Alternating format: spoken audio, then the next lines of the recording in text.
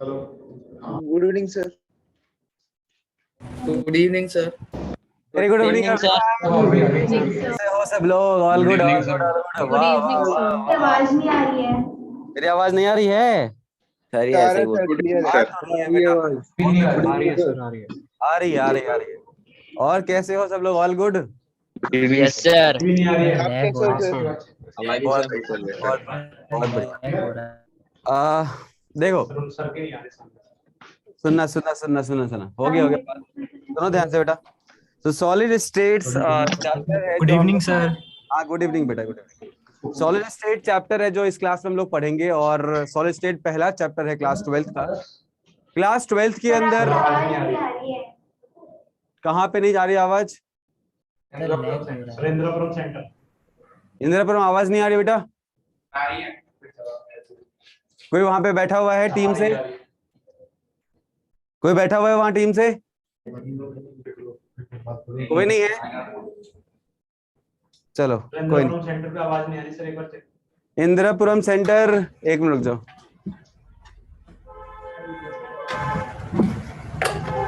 Lag हो रहा है। उधर से प्रॉब्लम है। इंद्रपुरम में तो आ रहा है, आगरा वाले तो बोल रहे हैं क्या आ रही है।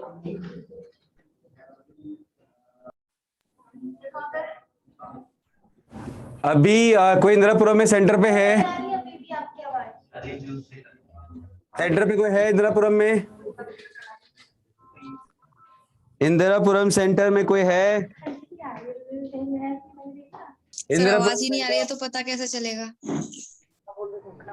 इंदिरापुरम सेंटर कोई है वहां पे? मैम आवाज क्यों नहीं आ रही वहां बच्चों को?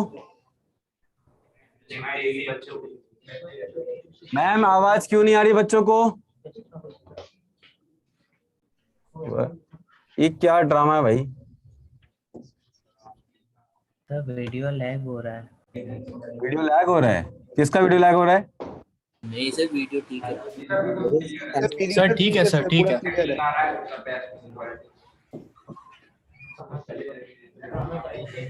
पढ़ा नहीं रहे, बस लिख रहे आवाज। हाँ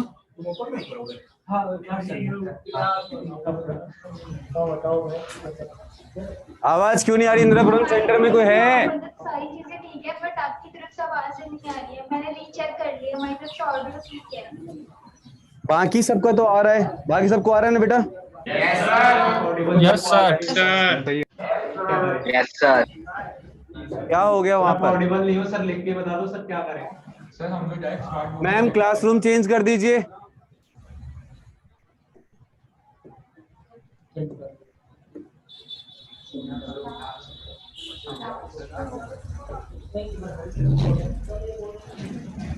क्लासरूम चेंज कीजिए प्लीज।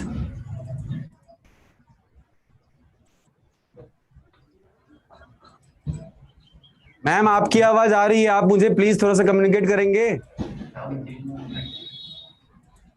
सेकंड में चेक करती हूँ। क्लासरूम चेंज कर दो ना आप। पहली क्लास है, थोड़ा सा होगा ये सब ड्रामा, बट धीरे धीरे ठीक हो जाएगा, डोंट वरी। मैम सर मेरे एक दो फ्रेंड्स है, वो लोग ज्वाइन नहीं कर पा रहे ऐप से, इनवैलिड दिखा रहा है। कौन से फ्रेंड है? सर है एक दो लोग सर अपने ही बैच के। लेकिन कैसे नहीं ज्वाइन कर? आप ज्वाइन कर पा रहे हो तो वो क्यों ज्वाइन कर पा रहा है? सर मैं वेबसाइट से हूँ सर, वो लोग ऐप से। ज्वाइन हो रहा था। क्या हो रहा है? सर मेरा भी पेज रिफ्रेश करेंगे तब ज्वाइन होगा। पेज रिफ्रेश बोल दो उसको हाँ, बेटा, सर। बोल दो उसको पेज रिफ्रेश करने के लिए, पुराना आईडी ले रहा होगा। स्टार्टिंग में हो नहीं रहा था सर। आप पेज रिफ्रेश करने बोलो उसको। सर मेरा तो वीडियो ही पॉज हो गया है, वीडियो ही नहीं आ रहा है। ब्रो एक बार किसका वीडियो पॉज हो गया है? नाम बताना। सर अंश, वीडियो ही नहीं आ रहा, ब्लैक हो गया सर पूरा। सर आपकी तरफ से ऑडियो वीडियो दोनों आ रहा है। मेरी तरफ से सब कुछ आ रहा है बेटा, मुझे पता है। गुड, मुझे पता है आपके डिवाइस में कोई इश्यू होगा। 10 रंग सर है, सारा कुछ सही है सर, सारा कुछ सही है सर। सब सही है सर। अभी ठीक सर है। रिफ्रेश करके करते हैं। चलो ऑल गुड चलो स्टार्ट करते हैं भाई। हो गया स्टार्ट कीजिए हाँ स्टार्ट करते हैं, बहुत बात हो गई।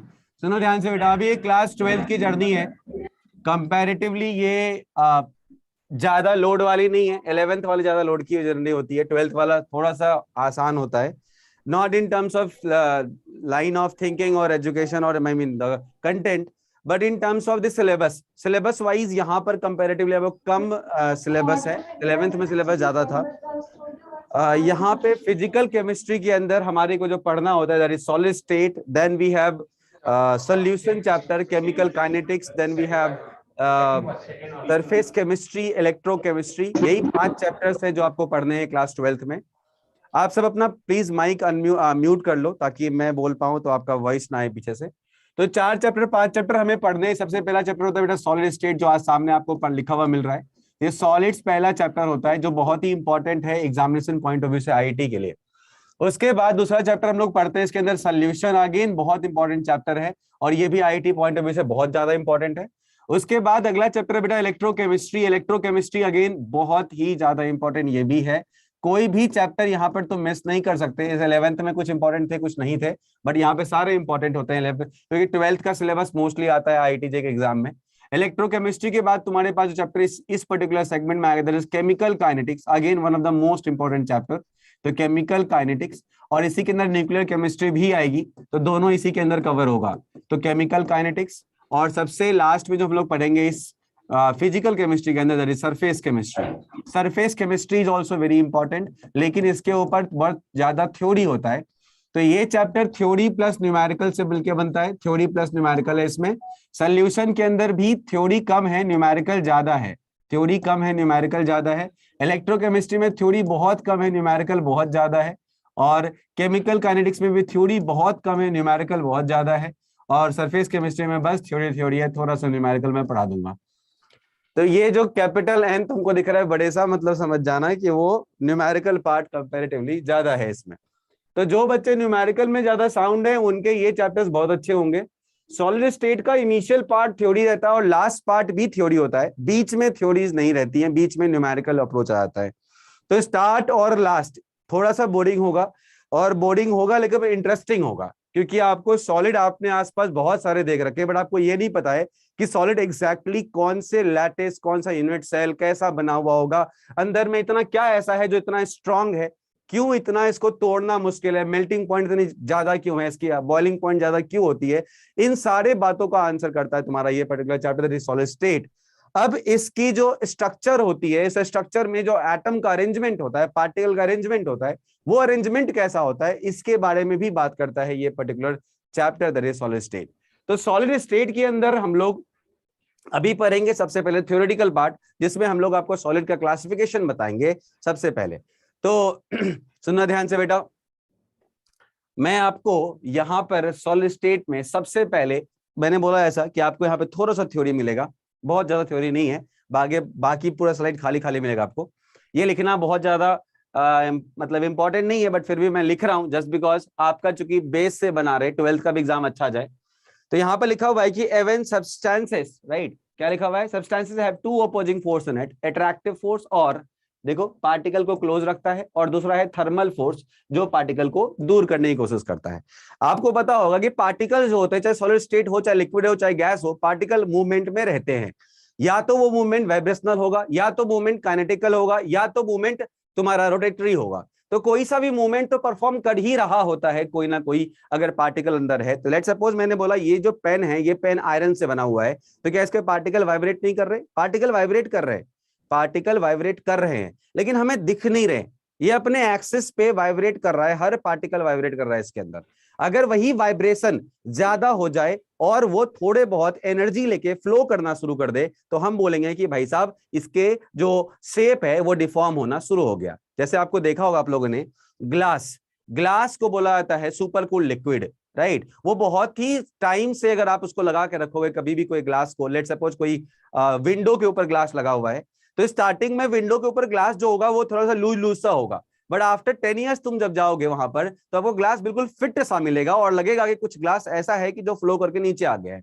अभी क्या हुआ ऐसा, तो 10 ईयर्स में जो वो फ्लो था ग्लास का, जो ग्लास के पार्टिकल फ्लो कर रहे थे, वो सिग्निफिकेंटली फ्लो कर चुके हैं, जिस कारण से वो क्या कर रहे हैं, थोड़ा सा फ्लो होने के कारण जो जिस खाके में वो सेट थे उस खाके से थोड़े बड़े हो गए, और जिसलिए कभी कभी क्या होता है, ग्लास में क्रैक्स भी आने शुरू हो जाते हैं just because of particle flow कर रहा है।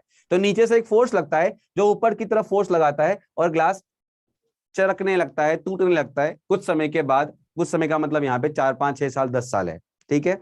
तो पार्टिकल फ्लो कर रहे हैं, लेकिन पार्टिकल फ्लो कर रहे हैं लिक्विड और गैस के जो हमें दिख रहे हैं, लेकिन इसके पार्टिकल फ्लो नहीं कर रहे हैं, अपने जगह पे बंधे हुए हैं, वाइब्रेशनल में है। अब अगर कोई बोलता है अट्रैक्टिव फोर्स ज्यादा हो गया तो क्या होगा, तो पार्टिकल अपनी जगह पे रिमेन रहेगा। अगर थर्मल एनर्जी ज्यादा हो गया उसके अंदर तो पार्टिकल फ्लो करने लगेगा। जैसे कि अगर मान लो मैं चाहूं इस पेन को मेल्ट करना, क्या पॉसिबल है? यस, इस पेन को मैं मेल्ट कर सकता हूं। इसके लिए मुझे इसको सफिशिएंटली इनफ थर्मल एनर्जी देनी पड़ेगी ताकि ये फ्लो करना शुरू कर दे, और फिर मैं बोलूंगा ये ग्लास मेल्ट हो चुका है या ये पेन मेल्ट हो चुका है। तो किसी भी चीज का मेल्टिंग पॉसिबल है, लेकिन हमें एक enough amount of thermal energy उसको देनी पड़ती है। तो वही यहां पे लिखा हुआ है एट सफिशिएंटली लो टेम्परेचर। मतलब क्या है कि अगर टेम्परेचर तुम्हारा हाई कर दोगे तो फॉर श्योर पार्टिकल के अंदर जो पार्टिकल जो है मूव करने की टेंडेंसी बढ़ जाएगी, तो वो सॉलिड स्टेट में नहीं रहेगा, पार्टिकल क्लोजर नहीं रहेंगे। तो इसीलिए बोलता है कि सफिशिएंटली लो एनर्जी पे, जैसे ये पेन अभी सॉलिड है क्योंकि इसके लिए जो टेम्परेचर रूम टेम्परेचर है वो सफिशिएंटली लो है। अगर यही मैं भट्टी में डाल दूं तो सफिशिएंटली हाई हो जाएगा, जिस कारण से ये मेल्ट करना शुरू कर देगा। तो वही यहां लिखा हुआ है at sufficiently low temperature the thermal energy is low, मतलब इसके अंदर थर्मल एनर्जी लो है, and intermolecular force brings them closer and particle occupy fix position. अगर हम इसको एक सफिशिएंटली लो टेम्परेचर पर रखेंगे तो पार्टिकल फ्लो नहीं करेगा, और इसको हम बोलेंगे कि एक पर्टिकुलर फिक्स शेप में आ चुका है जो पोजीशन ऑक्यूपाई करने के कारण, और particle can still oscillate about their mean position and this substance exist in solid state. मैंने जैसा बोला आपको, ये फ्लो नहीं कर रहा है, लेकिन इनके पार्टिकल अभी भी अपने एक्सिस पे वाइब्रेट कर रहे हैं। आप इस बात को डिनाई नहीं कर सकते। अगर ये फ्लो करना शुरू कर देगा तो ये सॉलिड रहेगा ही नहीं, ये लिक्विड या गैस बन जाएगा। लेकिन अगर ये पार्टिकल सॉलिड है सफिशिएंटली लो टेम्परेचर पे, तो इसका ये मतलब नहीं है कि पार्टिकल्स इसके जो अंदर बैठे हैं उसके पास कोई एनर्जी नहीं है। एनर्जी है, बट वो एनर्जी कौन सी है? वाइब्रेशनल एनर्जी है। कौन सी एनर्जी है बेटा? वाइब्रेशनल एनर्जी है, राइट। तो एनर्जी यहाँ पर वाइब्रेशनल एनर्जी होती है, बस इसके अंदर अभी वाइब्रेशनल एनर्जी है। बाकी एनर्जी बहुत तरह के हो सकते हैं, और आपने पढ़ा होगा केटीजी के अंदर काइनेटिक थ्योरी ऑफ गैस में, सर ने बताया होगा आपको कि पार्टिकल के अंदर बहुत तरह की एनर्जी होती है। जैसे काइनेटिक एनर्जी होती है, राइट। अब काइनेटिक एनर्जी भी 3 तरह की होती है, कौन कौन सी? तो एक ट्रांसलेशनल, दूसरा रोटेशनल, तीसरा वाइब्रेशनल, है ना। फिर सर ने आपको बताया होगा पोटेंशियल एनर्जी भी होती है इसके अंदर, ग्रेविटेशनल एनर्जी भी होती है इसके अंदर, तरह तरह की एनर्जी होती है। Infinite types of energy possible है, लेकिन हम जो पढ़ते हैं केटीजी के अंदर वो बस क्या पढ़ते हैं? काइनेटिक एनर्जी पढ़ते हैं। हम इन सबको लगभग 0 मान के चलते हैं, और यही मेजॉरिटी ऑफ द पार्ट होता है। लेकिन सॉलिड में क्या हुआ, ये जो काइनेटिक थ्योरी ऑफ गैस है ये सॉलिड नहीं है। तो सॉलिड में क्या हुआ, इन दोनों में से ये दोनों एनर्जी बिल्कुल भी नहीं है। अगर ये एनर्जी होती तो ऐसे करके ये फिक्स शेप में नहीं होता। अगर इसके पार्टिकल रोटेट कर रहे होते तो आपका पेन भी रोटेट कर रहा होता, ये पेन भी ऐसे रोटेट कर रहा होता। लेकिन वाइब्रेशनल एनर्जी है, और वो भी इतना ज्यादा नहीं है, अपने मीन पोजीशन के अबाउट बहुत ज्यादा रोटेट नहीं कर रहा, बहुत ज्यादा वाइब्रेट नहीं कर रहा, हल्का हल्का वाइब्रेशन शो कर रहा है जो हम और तुम देख भी नहीं सकते। पार्टिकल्स बहुत थोड़ा वाइब्रेशन शो कर रहा है जो हम और तुम देख भी नहीं सकते। तो ये सिग्निफिकेंट वाइब्रेशन नहीं है। तो इसीलिए आप जो पूछ रहे थे अभी कि सर बस क्या इसके अंदर वाइब्रेशनल एनर्जी होती है, तो मैं बोलूंगा हाँ, वाइब्रेशनल एनर्जी ही ऐसी एनर्जी है जो सिग्निफिकेंट है। बाकी जो एनर्जीज हैं वो उतनी सिग्निफिकेंट नहीं है, ना गैस में है, ना सॉलिड में है, ना लिक्विड में है। लेकिन इनफाइनाइट टाइप ऑफ एनर्जी एक बॉडी के अंदर हो सकती है, इनफाइनाइट, जिसको हम डिफाइन भी नहीं कर सकते, बिकॉज ऑफ आपको नहीं पता कि एक पार्टिकल कितनी चीजों से रिलेटेड है। आकाशगंगा के अंदर या इस यूनिवर्स के अंदर कितने सारी चीजें हैं, एक पार्टिकल का रिलेशन हर कुछ के साथ हो सकता है। So we can't perform these, I mean we can't define these energies, that is why we assume to have this energy as 0 either in case of gas, liquid or solid। और solid में तो ये भी 0, ये भी 0, बस इसका रह जाता है, वो भी बहुत कम, इसलिए अपने शेप में ये बना हुआ है। बात समझ में आ गया बेटा? बोलो। अगर वाइब्रेशनल एनर्जी ना हो तो? वाइब्रेशनल एनर्जी ना हो तो वाइब्रेशनल एनर्जी ना हो ऐसा हो ही नहीं सकता। वाइब्रेशनल एनर्जी ना होने का मतलब है कि तुम्हारा टेम्परेचर 0 केल्विन हो चुका है, और 0 केल्विन टेम्परेचर पॉसिबल है क्या? No sir. क्या 0 no kelvin? Sir, sir no life sir. Exist. हाँ, इसीलिए अगर कुछ भी टेम्परेचर है तो फॉर श्योर इसके अंदर वाइब्रेशनल एनर्जी होगा ही होगा। 0 केल्विन पे आप बोल सकते हो कि इसका हर तरह का मूवमेंट, 0 केल्विन पे आप बोल सकते हैं इसका हर तरह का मूवमेंट सीज हो चुका है और पार्टिकल बिल्कुल स्टैटिक हो चुका है। मतलब इसके अंदर अब कोई एनर्जी फर्दर नहीं है, किसी तरह की एनर्जी नहीं। But 0 kelvin is practically impossible. Attractive force से हम पार्टिकल को क्लोज लाएंगे, अगर पार्टिकल को जितना क्लोज लाएंगे वो इतना सॉलिड रहेगा। पर कोई ऐसी कोई एनर्जी है जैसे जो हम अगर दे उसको मैटर को, तो वो उसकी अट्रैक्टिव फोर्स इंक्रीज करेगी, या ये by nature he? Attractive force को ऐसा दे जिससे उसकी एनर्जी और अट्रैक्ट ज्यादा होने लगे, ऐसा पूछ रहे हो? Yes sir. बेटा अगर हम उसको आयनाइज कर दें तो अट्रैक्टिव फोर्स कंपैरेटिवली क्या होगा? बढ़ जाएगा। अब यहां पर अट्रैक्टिव फोर्स का मतलब क्या है पता है? अट्रैक्टिव फोर्स यहाँ पे तरह तरह के हो सकते हैं। आयनिक फोर्स हो सकते हैं, इलेक्ट्रोस्टैटिक फोर्स, राइट। ये अट्रैक्टिव फोर्स जो हो सकते हैं मेटालिक बॉन्ड हो सकते हैं, ये अट्रैक्टिव फोर्स कोवेलेंट बॉन्ड हो सकते हैं, ये अट्रैक्टिव फोर्स वैन डर वाल फोर्स ऑफ अट्रैक्शन हो सकता है। तो अगर किसी के पास वैन डर वाल है तो हम उसको बढ़ा के आयनिक बना सकते हैं, अगर किसी के पास आयनिक है तो हम उसको और बढ़ा के न्यूक्लियर तक ले आ सकते हैं। लेकिन मैं क्या बोल रहा हूँ, हर कुछ में पॉसिबिलिटी है। बट यहां पर अट्रैक्टिव फोर्स का मतलब कोई एक ऐसा फोर्स नहीं है, तरह तरह के हो सकते हैं ये, ठीक है। सर वो सेकंड वाला पॉइंट थोड़ा बता दीजिए। सेकंड वाला पॉइंट ये वाला, नहीं ये वाला पॉइंट बेटा, energy which tends to keep them वो वाला।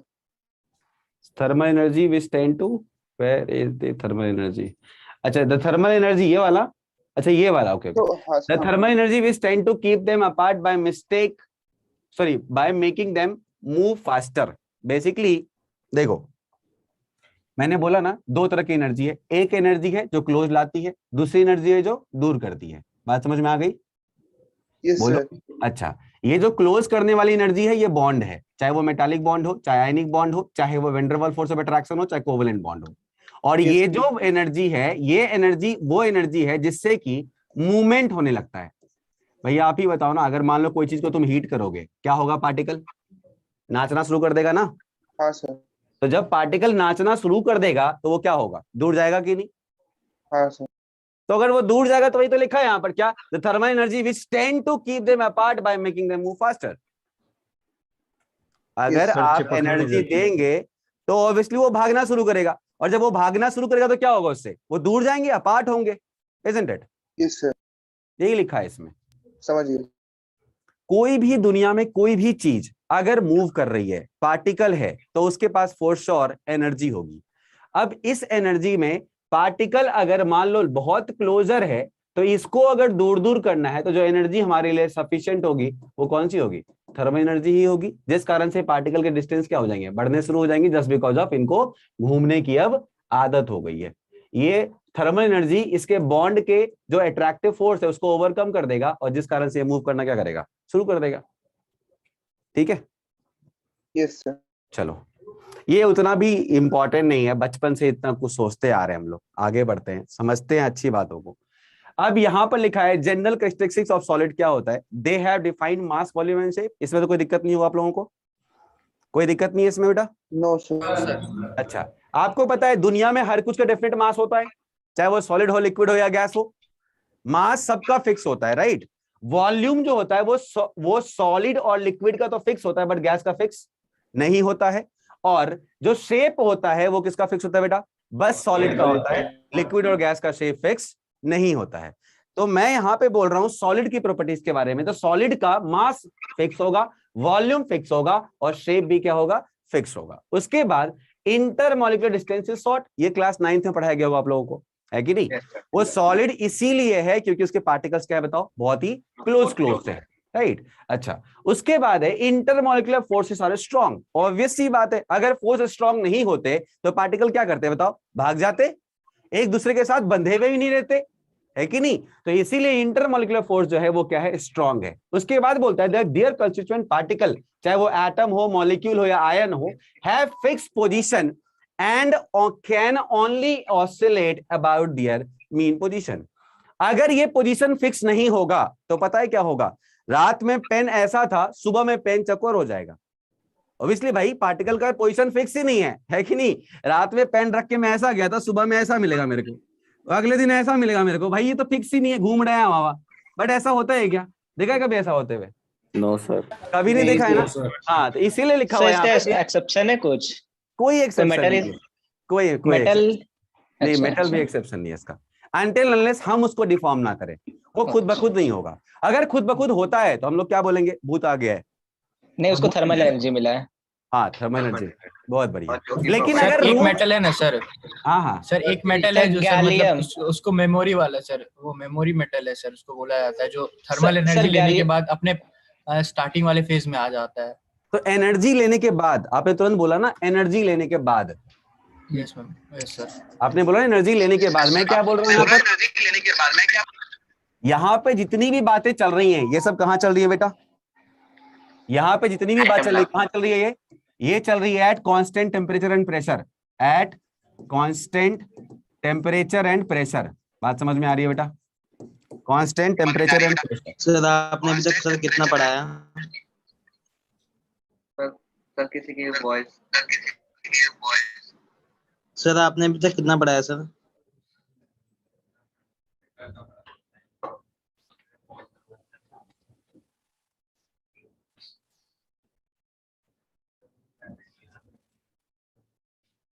रिफ्रेश करो, एक बार रिफ्रेश कर लो बस। आज पहली क्लास है ना बेटा, बहुत सारे बच्चे ज्वाइन नहीं कर पा रहे रिफ्रेश करने के कारण। हाँ, यहाँ तक क्या पढ़ाया? तो यहाँ सर मेरी भी क्लास ज्वाइन नहीं हो रही। कोई बात नहीं, कोई बात नहीं। यहाँ तक हमने बस कुछ नहीं पढ़ाया, हमने सिंपल सिंपल सी बातें करी बच्चों वाली।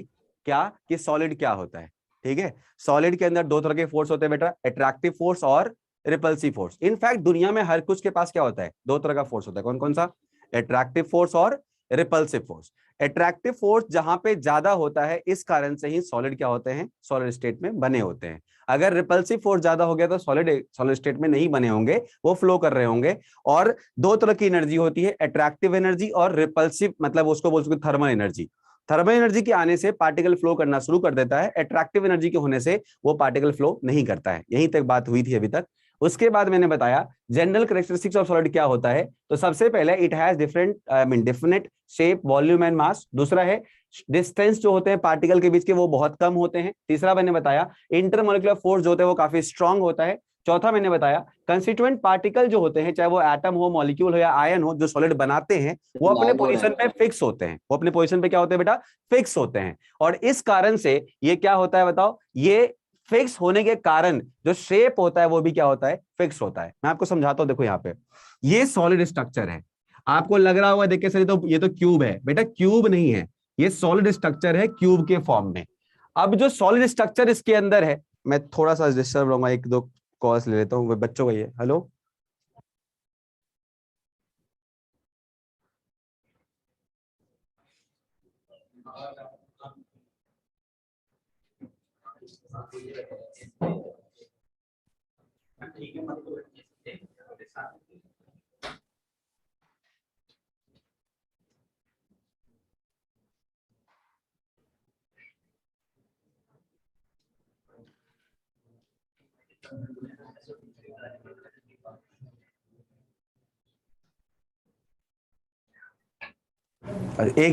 एक मिनट में बात करके तुमको तुरंत रिवर्ट करता हूँ, ठीक है? एक मिनट रुक जाओ बस, एक मिनट रुकना आप लोग।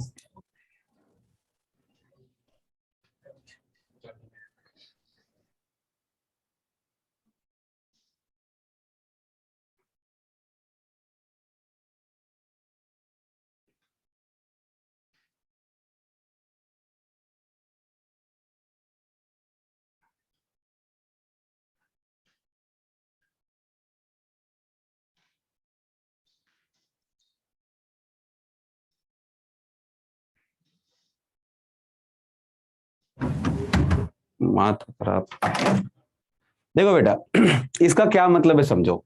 ये जो तुमको दिख रहा है ना ऐसे करके ये बना हुआ, ऐसे ही एटम्स अरेंज होते हैं, ऐसे ही आयन्स अरेंज होते हैं, ऐसे ही पार्टिकल्स अरेंज होते हैं सॉलिड के। और ये एग्जैक्ट जिस तरह से आपको यहाँ पे दिख रहे हैं, ऐसे ही बड़े ही रेगुलर पैटर्न में होते हैं। ये जो तुमको यहाँ दिख रहा है ना आयरन का ये जो पेन है, इस पेन के अंदर भी पार्टिकल कुछ ऐसे ही अरेंज होंगे, बड़े प्यार से अरेंज होते हैं ये।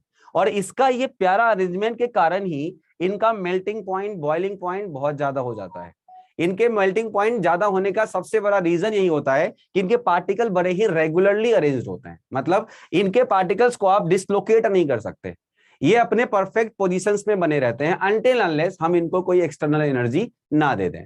तो इसीलिए सॉलिड का स्ट्रक्चर जो होता है वो बहुत ही रेगुलर होता है और काफी ट्रेंड फॉलो कर रहा होता है अगर वो क्रिस्टलाइन सॉलिड है तो। सॉलिड में भी दो तरह के सॉलिड होते हैं, कौन कौन से? क्रिस्टलाइन एंड एमोर्फस, दो तरह के सॉलिड होते हैं। तो जो क्रिस्टलाइन सॉलिड होता है वो बड़ा अच्छा अरेंजमेंट शो कर रहा होता है, इस तरह का अरेंजमेंट। अभी आगे इसको हम लोग पूरा चैप्टर में पढ़ने वाले हैं, इसलिए यहां ज्यादा डिस्कस नहीं करते।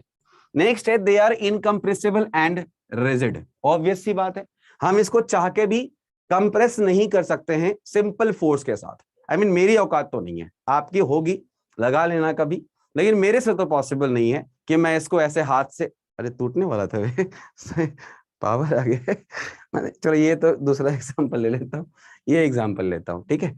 ये महंगा सा पेन होगा, ये देखो कितना भी कोशिश करूंगा नहीं होगा, जस्ट बिकॉज ऑफ इनके फोर्सेस काफी क्या है, ज्यादा है इन बिटवीन, और ये बड़े ही अच्छे क्या है बताओ, रेगुलर पैटर्न में पार्टिकल्स क्या है, अरेंज्ड हैं। इसको कॉपी कर लो, अगेन ये बोर्डिंग था। और सर ये रेगुलर क्यूब ही होगा हमेशा? नहीं, रेगुलर क्यूब जरूरी नहीं हमेशा हो सकता है ये क्यूबाइड हो सकता है हेक्सागोनल हो सकता है कुछ भी हो, रोम्बोहेड्रल हो सकता है मोनोक्लिनिक हो सकता है ट्राइक्लिनिक हो, कुछ भी हो सकता है, बट ऐसा ही अरेंजमेंट सा होगा, जरूरी नहीं है क्यूब हो। लेकिन हमें जो पढ़ना है इस चैप्टर के अंदर वो क्या पढ़ना है, बस हमें बस क्यूब पढ़ना है, ठीक है बेटा। अनरेगुलर शेप हो, जैसे कि ये तो सारे टाइप में क्यूब है सर, ये 3D शेप्स होंगे सर, 3D शेप्स होंगे या फिर 2D होंगे सर? शेप है तो 3D होंगे, 3D होंगे। चलिए एक बार फोर्थ स्टेटमेंट का सेकंड पार्ट है वो कौन सा वाला बेटा? सर फोर्थ स्टेटमेंट का सेकंड पार्ट, लास्ट स्लाइड है। फोर्थ स्टेटमेंट का सेकंड पार्ट, अच्छा, they can only isolate about their mean position. अब जैसे ये पार्टिकल यहां पर है, तो ये जब ऑसिलेट कर रहा होगा तो ऑसिलेट करने के लिए ये यहां से यहां नहीं पहुंच जाएगा, अपने पोजीशन पे क्या कर रहा होगा बताओ, ये ऑसिलेट कर रहा होगा ऐसे करके, यही बोलना चाह रहा है सर SHM हो रहा होगा। हाँ, काइंड ऑफ SHM है। Negligible amplitude. क्या बोलो बेटा, फिर से बोलो। होता क्यों है सर, मतलब वो ऑसिलेट क्यों करते हैं अपनी पोजीशन पे? बेटा एनर्जी है, अब तुम ही सोचो ना, मान लो मेरे पास एनर्जी है, बांध के रखा है किसने मेरे को, मैं भाग नहीं सकता, एनर्जी है, क्या करूंगा, सोचो ना क्या करूंगा, यही करूंगा ना भाई, एनर्जी है, समझ रहे हो। अब मैं भागना चाह रहा हूं लेकिन मेरे को हर तरफ से बांध रखा है, तो मैं क्या करूंगा बताओ। देखा होगा हीरो लोग को, नहीं देखा जंजीर मूवी में ऐसे बांध के रखते हैं, उसको एनर्जी आती है, लड़की को देख के क्या करता है, अब ये क्या है, वाइब्रेशन ही तो है, नहीं समझ रहे हो। इनको फोर्स ने बांध रखा है, ये अपनी जगह पे फिक्स है, ये जा नहीं सकते कहीं बेचारे, इतनी एनर्जी भी नहीं है, झूठ मूठ का दिखा रहे हैं, थोड़ी बहुत एनर्जी आई है, अगर इतनी ही एनर्जी तो जंजीर तोड़ के भाग जाता है कि नहीं, इतनी एनर्जी होती तो जंजीर तोड़ के भाग जाता, लेकिन इतनी एनर्जी नहीं है, इसको पता है कि मैं जंजीर तोड़ नहीं पाऊंगा, तो वैसे केस में क्या करेगा बताओ, गुस्सा निकालेगा वाइब्रेट करके बॉडी को, कब्जी का नाटक करेगा। हाँ बहुत बढ़िया बेटा, देखो समझदार तो तुम लोग ऐसे ही हो, बड़े आगे। चलो अब नेक्स्ट है टाइप्स ऑफ सॉलिड, देखना ध्यान से बेटा। टाइप्स ऑफ सॉलिड में दो तरह के सॉलिड होते हैं, कौन कौन से बेटा, क्रिस्टलाइन सॉलिड और एमोर्फस सॉलिड। बहुत इंपॉर्टेंट है क्या इसका एग्जाम्पल, बहुत बार एग्जाम में आ चुका है कि इसमें से कौन कौन से क्रिस्टलाइन सॉलिड हैं और बच्चों को याद नहीं रहता, इन्हें लगता है तो बच्चों वाली बात है, या देख लेंगे एग्जाम हॉल में। अब चिल्लर एग्जाम में एक क्वेश्चन आया, छूट गया, बस खत्म हो गया, 4 नंबर का ये भी था और 4 नंबर का कोई बहुत अच्छा क्वेश्चन केमिकल काइनेटिक्स का भी हो सकता है, बट नंबर तो 4 ही मिलेंगे ना, इसलिए एग्जाम्पल याद रख लेना। क्या होता है क्रिस्टलाइन सॉलिड, सुनना ध्यान से।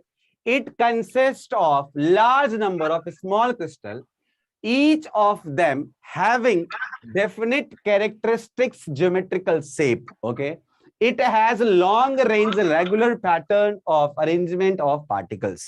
क्या मतलब है इसका, समझना ध्यान से। देखो यहां पे आपको दिख रहा है क्या, सिमिलर पैटर्न पूरा रिपीट हो रहा है, दिख रहा है आप लोगों को, सिमिलर पैटर्न है, एक ही तरह का क्यूब बार बार रिपीट हो रहा है, इसी को बोलते हैं हम लोग लॉन्ग रेंज रेगुलर अरेंजमेंट। और crystalline solid is very famous for this.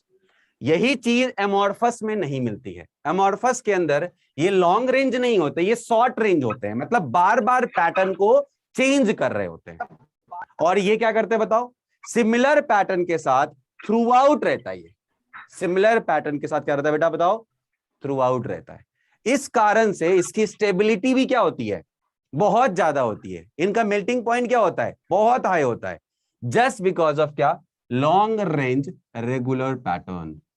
Long range में भी आपको सिमिलर पैटर्न मिल रहे होंगे। और डेफिनेट कैरेक्टरिस्टिक्स ज्योमेट्रिकल शेप, मतलब क्या हुआ, मतलब यह है कि एक particular geometry he through out the solid maintain होगी। ऐसा नहीं है कि यहां से यहां तक कोई और ज्योमेट्री थी, यहां से यहां पे कुछ और ज्योमेट्री हो गई। अगर मान लो पूरा का पूरा ये let's suppose pen iron oxide से बना है, तो आयरन ऑक्साइड की जो पर्टिकुलर ज्योमेट्री होती है वही थ्रू आउट रहेगी इसमें। ऐसा नहीं कि यहां से यहां तक आयरन ऑक्साइड हो गया, उसके बाद आयरन ऑक्साइड का ज्योमेट्री चेंज हो गया, ऐसा पॉसिबल नहीं है। जैसी ज्योमेट्री थी वैसी ही पूरी थ्रू आउट रहेगी। ये इसकी ब्यूटी है किसकी बताओ, क्रिस्टलाइन सॉलिड्स की। वेयर एमॉर्फस जो होते हैं ये बड़े धोखेबाज होते हैं, ये ऐसे ही इरेगुलर शेप में रहते हैं, अपने मन से अदरक की तरफ बढ़ गए हैं। और शॉर्ट रेंज ऑर्डर होता है, मतलब क्या, बार बार चेंज हो रहा होता है। जैसे ये ग्लास है ना, ये ग्लास है, आपको देख के लग रहा है ना ये बहुत ही रेगुलर सा है, बट ये रेगुलर नहीं है। इस ग्लास का कुछ पॉइंट ऐसा होगा जो बहुत वीक होगा, कुछ पॉइंट स्ट्रांग होगा, ऐसा चल रहा होगा इसके अंदर। और ये ग्लास थ्रू आउट यूनिफॉर्मली एक जैसे ज्योमेट्री को मेंटेन नहीं कर रहा होगा। आपको इसकी फिनिशिंग के कारण लग रहा है ज्योमेट्री जो है वो बहुत ही फिक्स है, बट इसका फिनिशिंग को अगर हटा दिया जाए, अगर इसके मॉलिक्यूलर लेवल पे जाया जाए, तो ये ग्लास बिल्कुल भी इररेगुलर ज्योमेट्री शो कर रहा है। और इसीलिए ग्लास जो होते हैं वो कैसे होते हैं बेटा, एमॉर्फस के अंदर आते हैं। ग्लास क्या होते हैं बेटा, एमॉर्फस होते हैं, just because of it doesn't have a fix क्या, fix geometrical shape, right, fix pattern. Very good. Sir खिड़की के ऐसा तो शुगर में भी होगा, कांच पतले हो जाते हैं। क्या बेटा, फिर से एक कोई बोलो पहले। सर हमें पता कैसे चलेगा कि ये एमॉर्फस सॉलिड है और क्रिस्टल सॉलिड है, अगर हमें एग्जांपल ना पता हो? बहुत, अगर नहीं पता हो तो कुछ नहीं कर सकते। ये टेस्टिंग के थ्रू पता चलता है बेटा, टेस्टिंग होती है इनकी। इन जनरल मैं बताता हूँ, जितने भी मेटल्स होते हैं, जितने भी सॉल्ट्स होते हैं, इनके जो सॉलिड स्ट्रक्चर्स होते हैं, ये सब क्या होते हैं, क्रिस्टलाइन होते हैं। जितने भी मेटल हैं, जितने भी सॉल्ट हैं, ये सब क्रिस्टलाइन होते हैं। और मैं तुम्हें बताता हूँ एमॉर्फस कौन होता है फील के लिए। जैसे मान लो कोई भी चीज अगर पॉलीमेरिक फॉर्म है, जैसे ये देखो, ये किससे बना हुआ है रिमोट, प्लास्टिक से बना होगा। Yes sir. अब इसकी जो माँ है, माँ कौन है इसकी, इथीन माँ है इसकी, पॉलीथीन बना है, तब उसके बाद इससे ये बना होगा, राइट। या फिर हो सकता है कोई ऐसा पॉलीमर होगा जिसका मोनोमर कोई ना कोई रहा होगा, और वो मोनोमर जो होगा वो गैसियस फॉर्म होगा, राइट। मोनोमर के मिलाने से, चिपकाने से पॉलीमर बना है, और फिर उसके बाद मैंने इसको एक मोल्ड वाले में डाला होगा, एक ढांचे में डाला होगा, इसको ऐसा बना के निकाला होगा, राइट। इमेजिन करो कभी भी अगर ऐसा तुम्हें दिखे कोई भी ऐसा पार्टिकल, कोई भी ऐसा सब्सटेंस जो कि किसी मोल्डिंग के थ्रू बनाया गया है, कोई एक इसका यूनिट रहा होगा जिसको पॉलीमेरिक फॉर्म में बना के फिर उसको ऐसा ढांचे में लगाया गया है, तो समझ जाना ये फॉर श्योर एक ऐसा होगा जो कि रेगुलर ज्योमेट्री शेप फॉलो नहीं कर रहा होगा। ये एमॉर्फस के अंदर आएगा। तुमको मैं यहाँ पे एग्जांपल दिखाता हूँ ना, प्लास्टिक देखो, प्लास्टिक भी कैसे बना है, किसी ढांचे में डाल के, है कि नहीं। ग्लास कैसे बना है, ग्लास का पहले लिक्विड होता है, उसको ग्लास के एक एक बना होता है, उसका ढांचा बना होता है, उसमें डालते हैं ग्लास के लिक्विड को, और फिर उसको सॉलिडिफाई करके बाहर निकालते हैं, ठीक है। उसके बाद मेटालिक ग्लास, एक ही बात है। पॉलीमर, पॉलीमर देखो भाई, पॉलीमर पता ही सबको। जेल, जेल का क्या फॉर्म होगा, चिपका दो वैसे खत्म हो जाएगा जेल, राइट। उसके बाद फ्यूज सिलिका, ये भी एक एग्जांपल है इसका। फ्यूज सिलिका मतलब प्लास्टिकेटेड सिलिका होता है, सिलिका का ही थोड़ा लिक्विडस वर्जन होता है। पिच टार, वो जो लगाते हैं तुमको, अलकतरा बोलते हैं उसको, वो जो रोड पिचिंग में काम आता है, देखा है आप लोगों ने, ब्लैक कलर का, राइट। वो भी हाँ, थिन फ्लेम ऑफ लुब्रिकेंट्स। हाँ बेटा बोलो सर। आप जैसे प्लास्टिक का एग्जांपल दिए सर, तो उसमें जो इथीन है सर, इथीन का जो सर जैसे सर उसका ट्राइगोनल बाय पिरामिडल होता है ना सर, ट्राइगोनल प्लेनर होता है सर, तो सर उसका जो ज्योमेट्री, तो सर वो तो हर एक मॉलिक्यूल का तो सेम ही होगा ना सर, तो इरेगुलर शेप कैसे हो गया सर? नहीं, बहुत वो तुम ऐसा बोल दिया। सुनो ध्यान से, देखो इसके अंदर इस पार्टिकल का डेफिनेट ज्योमेट्री है, इससे कोई मतलब नहीं है। बातों को समझो। पार्टिकल का जो अरेंजमेंट है ये तुम्हारा क्या होना चाहिए, ये फिक्स होना चाहिए, ये रेगुलर होना चाहिए। हाँ जी। Okay sir. इस पार्टिकल का, उसे दुनिया में तो हर पार्टिकल ज्योमेट्री फिक्स है, लेकिन गैसियस लेवल पे हम कहां पढ़ रहे हैं, सॉलिड लेवल पे। तो गैसियस लेवल पे ऑब्वियसली वो फिक्स होगा, just because of her particle की अपनी एक ज्योमेट्री होती है, हर मॉलिक्यूल का अपना एक ज्योमेट्री होता है। लेकिन हम इसको कब पढ़ते हैं, जब हम गैसियस लेवल पे जाते हैं, राइट। तो ये इसका अपना फिक्स होगा, लेकिन मैं पढ़ा रहा हूं यहां पर कि ये जो पैटर्न अभी फॉलो किया इन्होंने, ये पैटर्न थ्रू आउट क्या होना चाहिए बताओ, रिपीट होना चाहिए। और प्लास्टिक के अंदर ये पैटर्न थ्रू आउट रिपीट नहीं हो रहा होगा। ये मतलब है। सर एक क्वेश्चन है, कोई एक पूछो, कोई एक पूछो। तो अगर हमने अलॉय लिया तो उसका रेगुलर होगा कि इरेगुलर होगा? किसका किसका किसका किसका कोई भी दो सब्सटेंस लिए और हमने उसको मिक्स किया है, तो एक रेगुलर है, दोनों रेगुलर लिए और हमने उसको मिक्स किया है, तो फिर वो रेगुलर शेप देगा कि इरेगुलर? जैसे एलॉय है, अब रेगुलर होगा वो, एलॉय इसका बेस्ट एग्जांपल हो सकता है सॉलिड के अंदर, वो रेगुलर होगा, ठीक है। Rice, ice. अब सुनो सर, यहाँ पे एग्जांपल है बेटा, quartz, calcite, sugar, mica, diamond, snowflakes, rock, calcium fluoride, उसके बाद सिलिकॉन डाइऑक्साइड और एलम्स। सर ये स्नोफ्लेक्स ये कैसे क्रिस्टलाइन है, ये तो पिघल जाता है तुरंत, नहीं? यहां दिमाग तुम्हारा स्टक हुआ होगा, सर ये कैसे क्रिस्टलाइन हो गया, सर ये तो पिघल जाता है तुरंत। आपने बोला था ये बहुत अच्छे होते हैं, इसका मेल्टिंग पॉइंट काफी ज्यादा होता है, ये तो तुरंत पिघल जाएगा, तो ये क्रिस्टलाइन कैसे हो गया? बेटा सुनना ध्यान से, मैंने क्या बोला, एट अ पर्टिकुलर टेम्परेचर और at sufficiently high thermal energy या सफिशिएंटली लो थर्मल एनर्जी। मैं इस स्नोफ्लेक्स की जो बात कर रहा हूं ना, ये स्नोफ्लेक्स की बात कर रहा हूं -70 -80 डिग्री सेंटीग्रेड पे।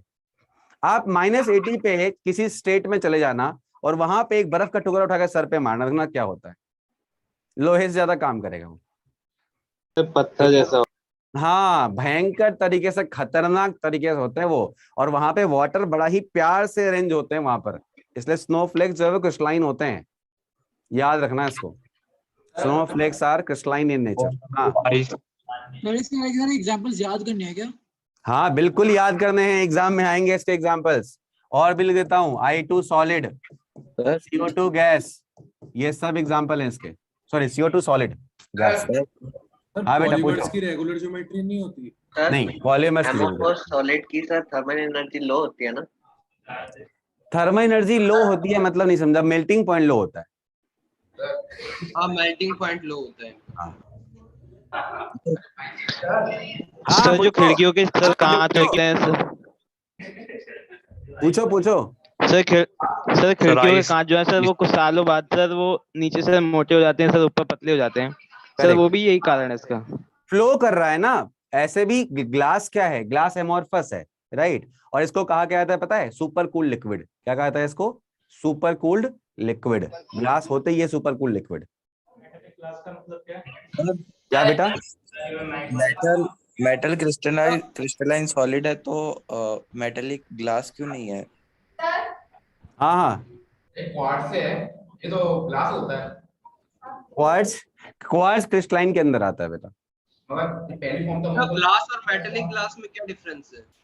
ग्लास और मेटेलिक ग्लास में क्या डिफरेंस है, बेसिकली यहां पर जो एक तुम्हारा ये वाला ग्लास है ना, इस ग्लास का होता है, देखो ग्लास का मेन प्रॉपर्टी क्या होता है ना, ये ब्रिटल होते हैं, करेक्ट है।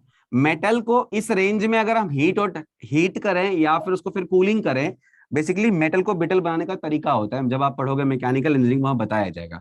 तो एक तो सिंपल ग्लास होता है जिसको हम लोग बोलते हैं कि हमने सिलिका को यूज करके ग्लास बना दिया, राइट। वो ग्लास जो होता है वो थोड़ा वो डिफरेंट ग्लास है। ये ग्लास होते हैं मेटल्स को ब्रिटल बना के, मतलब मेटल को तुरंत में बहुत हाई हीटिंग करके तुरंत जब कूल कर दोगे ना, तो वो एकदम ब्रिटल हो जाते हैं और वो ग्लास की तरह हो जाते हैं, मतलब उनके कलर्स जो होते हैं वो डिसअपेयर हो जाते हैं, तो अपन उसको बोलते हैं मेटालिक ग्लास। लेकिन ये चीजें फ्यूचर में जब आप मैकेनिकल इंजीनियरिंग करोगे तो आपको डिटेल्स में बताया जाएगा कि ग्लास के तरह ही दिखते हैं, काफी ब्रिटल भी होते हैं प्रॉपर्टी वाइज, लेकिन ये होते हैं मेटल्स कहीं। तो ये ट्रीटमेंट होता है बेटा, बेसिकली ये ट्रीटमेंट होता है, मेटल का ट्रीटमेंट होता है, और ये ट्रीटमेंट जो होता है ये मैकेनिकल इंडस्ट्रीज में होता है मेटल को ब्रिटल बनाने के लिए।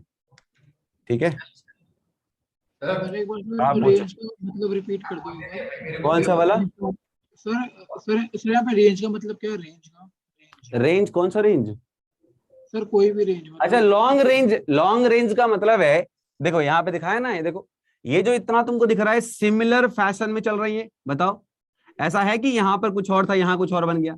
सेम जैसा ही सब कुछ है, एकदम सेम है, कोई सा भी काटो आपको सिमिलर ही मिलेगा। तो ये इनफाइनाइट वे में चलता रहेगा, इनफाइनाइट वे में बढ़ता रहेगा आगे पीछे हर तरफ से।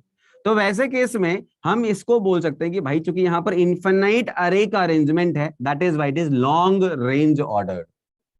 लॉन्ग रेंज का यही मतलब है। सर हाँ बेटा, जो एनसीईआरटी है उसमें सर ये क्वार्ट्ज का पहले क्लास होता है, मतलब ये अमोर्फस में आता है, फिर बाद में क्रिस्टलाइन सॉलिड्स में क्यों आता है? क्रिस्टलाइन सॉलिड के अंदर भी क्वार्ट्ज लेते हैं। Quartz is a crystalline solid. क्यों? बेसिकली क्वार्ट्ज जो है बेसिकली दो तरह से होता है बेटा। यहाँ पर देखो क्वार्ट्ज जो है इसके अंदर वाटर ऑफ क्रिस्टलाइजेशन के साथ, और ग्लास जो है ये इसका फर्दर ट्रीटमेंट है। ये प्रॉपर्टी वाइज चेंज हो जाते हैं, फॉर्मूला वाइज सिमिलर हो गए बट प्रॉपर्टी वाइज क्या होते हैं, ये चेंज हो जाते हैं। ग्लास को आप क्वार्ट्ज नहीं बोल सकते सिंपली, प्रॉपर्टी से ही कोई चीज डिफाइन होती है ना। अगर क्वार्ट्ज कहीं लिखा हुआ है तो क्रिस्टलाइन सॉलिड है, ग्लास कहीं लिखा है तो वो क्या है बताओ? एमॉर्फस है। पूछिए, आप पूछिए। सर आइस और स्नोफ्लेक्स में क्या फर्क होता है? कोई ऐसा बहुत डिफरेंस नहीं है। Snowflakes are particularly more refined pieces of ice जो आपको एमॉर्फस बोल सकते हैं। आइस को एमॉर्फस नहीं बोल सकते आप, आइस क्रिस्टलाइन है। अब यहाँ पर देखो सर, लास्ट स्लाइड दिखाइएगा सर। इसमें इतना टाइम वेस्ट मत करो, ये एग्जाम्पल याद रखना। एग्जाम्पल आएगा IIT JEE मतलब मेन के पेपर में आएगा, एडवांस में नहीं आएगा। टाइम वेस्ट नहीं करते इसमें, आगे बढ़ते हैं। हाँ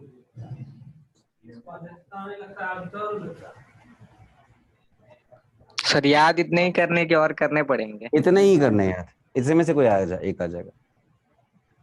इतने ही याद करने, इसी में से कोई एक आ जाएगा। अब हमें ये नहीं पढ़ना है, हमें ये नहीं हर बार आते हैं? हर बार नहीं आते, कभी देखा गया बेटा एग्जाम्पल, हर बार नहीं आएंगे। ठीक है, अच्छा ये हमें नहीं पढ़ना है, हमें ये नहीं पढ़ने हैं, ये पढ़ने हैं बेटा। ठीक है, अब एक जगह मैंने डिफरेंस को सारा लिख दिया, यहाँ पर देखो। अगर देखा जाए difference between crystalline and amorphous shape wise, फटाफट बताना समझ में आया कि नहीं? डेफिनेट कैरेक्टरिस्टिक्स, ज्योमेट्रिकल शेप, समझ में आ गई बात? Yes sir. इसमें इरेगुलर ये समझ में आ गया सर? अगर शुगर को पाउडर में कन्वर्ट किया जाए तो क्या उसको अमॉर्फस बोल सकते हैं? ऐसे तो नमक को भी तो पाउडर में ही देखता है, तो अमॉर्फस है, क्रिस्टलाइन है। तो कितना पाउडर ड्रॉ कर लेगा उसका बेटा? नमक जो है वो क्रिस्टलाइन है, शुगर भी क्रिस्टलाइन सॉलिड में ही आएगा। ठीक है, जो तू टुकड़े ड्रॉ करने की बात कर रहा है ना बाबू, जो तुम्हें दिख रही है ना, उसमें भी कम से कम पता नहीं कितने मॉलिक्यूल्स होंगे, उसमें भी पता नहीं कितने ह्यूज नंबर ऑफ मॉलिक्यूल्स होंगे। चलो अब यहां देखो बेटा, मेल्टिंग पॉइंट की बात कर रहे हैं। मेल्टिंग पॉइंट इसका क्या होगा बताना? शार्प होगा, करेक्ट है। इसका क्या होगा बताओ? ये gradually soften over the range of temperature, मतलब पहले हीट करोगे तो हल्का सा लूज सा होगा, और हीट करोगे तो प्लास्टिक फ्लो जैसा बन जाएगा, और हीट करोगे तो पानी जैसा बन जाएगा, मतलब लिक्विड फ्लो हो जाएगा इसका। क्लीवेज प्रॉपर्टी क्या होता है? अगर आप क्रिस्टलाइन को काटोगे बीच से तो एकदम बराबर से दो टुकड़े मिलेंगे आपको, और दोनों फेस एकदम दूसरे का उल्टा रहेगा। यहां काटोगे तो अलग सा ही शेप मिल जाएगा, देख रहे हो? इरेगुलर सरफेस मिलेंगे किसके अंदर? एमॉर्फस के अंदर। अब ग्लास को काट के देख लेना, अलग सा ही सरफेस मिलेगा। अगर आप इसको काटना शुरू करोगे ना, अलग सा ही दो सरफेस मिलेगा। वेयरएज क्रिस्टलाइन में एकदम रेगुलर सा दो टुकड़ा मिलेगा, एक टुकड़ा इधर, एक टुकड़ा इधर। अब ये भी अगेन हम कट वर्ट करके देखेंगे तो समझ में आएगा। ऑल्दो बचपन से लेके आज तक कुछ ना कुछ तो ऐसे दिमाग में चल रहा होता है, क्रिस्टलाइन जो होते हैं वो कंपैरेटिवली लो ज्यादा अरेंज्ड होते हैं, ऑर्डर्ड होते हैं, इस कारण से ये चीजें हो जाती हैं। Heat of fusion, they have definite characteristics and heat of fusion. देखो ध्यान से, मतलब क्या है कि ऐसा नहीं होता कि क्रिस्टलाइन सॉलिड अगर मान लो ये वाला है तो यहाँ पर कुछ और होगा, और वही सेम चीज अगर यहाँ है तो कुछ और होगा। दोनों का हीट ऑफ फ्यूजन सेम रहेगा अगर वो क्या है, सिमिलर सब्सटेंस है, अगर सिमिलर क्रिस्टलाइन है तो। वेयर एज यहाँ पर कोई डेफिनेट नहीं होता, प्लास्टिक का ही तरह तरह का प्लास्टिक होता है, कोई सा भी प्लास्टिक लोगे तो उसका डिफरेंट आपको मिलेगा क्या, हीट ऑफ फ्यूजन। ये एनिसोट्रॉपिक नेचर का होता है, यही मात्र एक पॉइंट है जो इंपॉर्टेंट है आईआईटी पॉइंट ऑफ व्यू से यहाँ पे। और ये आइसोट्रॉपिक होता है, ये मैं क्या होता है समझाता हूँ, ये लिख लो बेटा, ये काम का है, बाकी कोई काम का नहीं है, बचपन से अपन कहीं ना कहीं पढ़ते आ रहे हैं सब, 12th क्लास में काम का हो सकता है। नेक्स्ट है, ये जो होते हैं पहले वाले, कौन से वाले, क्रिस्टलाइन, ये ट्रू सॉलिड होते हैं, और ये होते हैं स्यूडो सॉलिड, या क्या बोलते हैं इसको बेटा, सुपर कूल्ड लिक्विड बोलते हैं। किसको बोलते हैं सुपर कूल्ड लिक्विड, जल्दी बताना। एमोर्फस को, एमोर्फस को बोलते हैं बेटा सुपर कूल्ड लिक्विड, और इसको बोलते हैं क्या बेटा, ट्रू सॉलिड। ये लॉन्ग रेंज ऑर्डर है, और ये क्या है बताओ, शॉर्ट रेंज ऑर्डर है। ये तो पता है आप लोगों को, जस्ट बताया। Yes sir, yes sir. कुछ प्रॉपर्टीज याद कर लो, कुछ प्रॉपर्टीज याद कर लो, रीजन क्या है, आपके 12th में आ जाएगा। आईआईटी का मैं कोई इसमें से नहीं आएगा, बस एक ये आ सकता है। आईआईटी मेंस के अंदर एक ये पूछ सकते हैं, या एडवांस में भी पूछ सकते हैं, बाकी कोई भी प्रॉपर्टी आपकी आईआईटी एग्जाम में नहीं आएगी। सर हाँ बेटा। सर एनसीईआरटी में एक क्वेश्चन दिया हुआ था और कुछ सॉलिड्स के नाम थे और लिखा था which of the following show cleavage property. तो क्लीवेज प्रॉपर्टी शो करने का क्या मतलब है?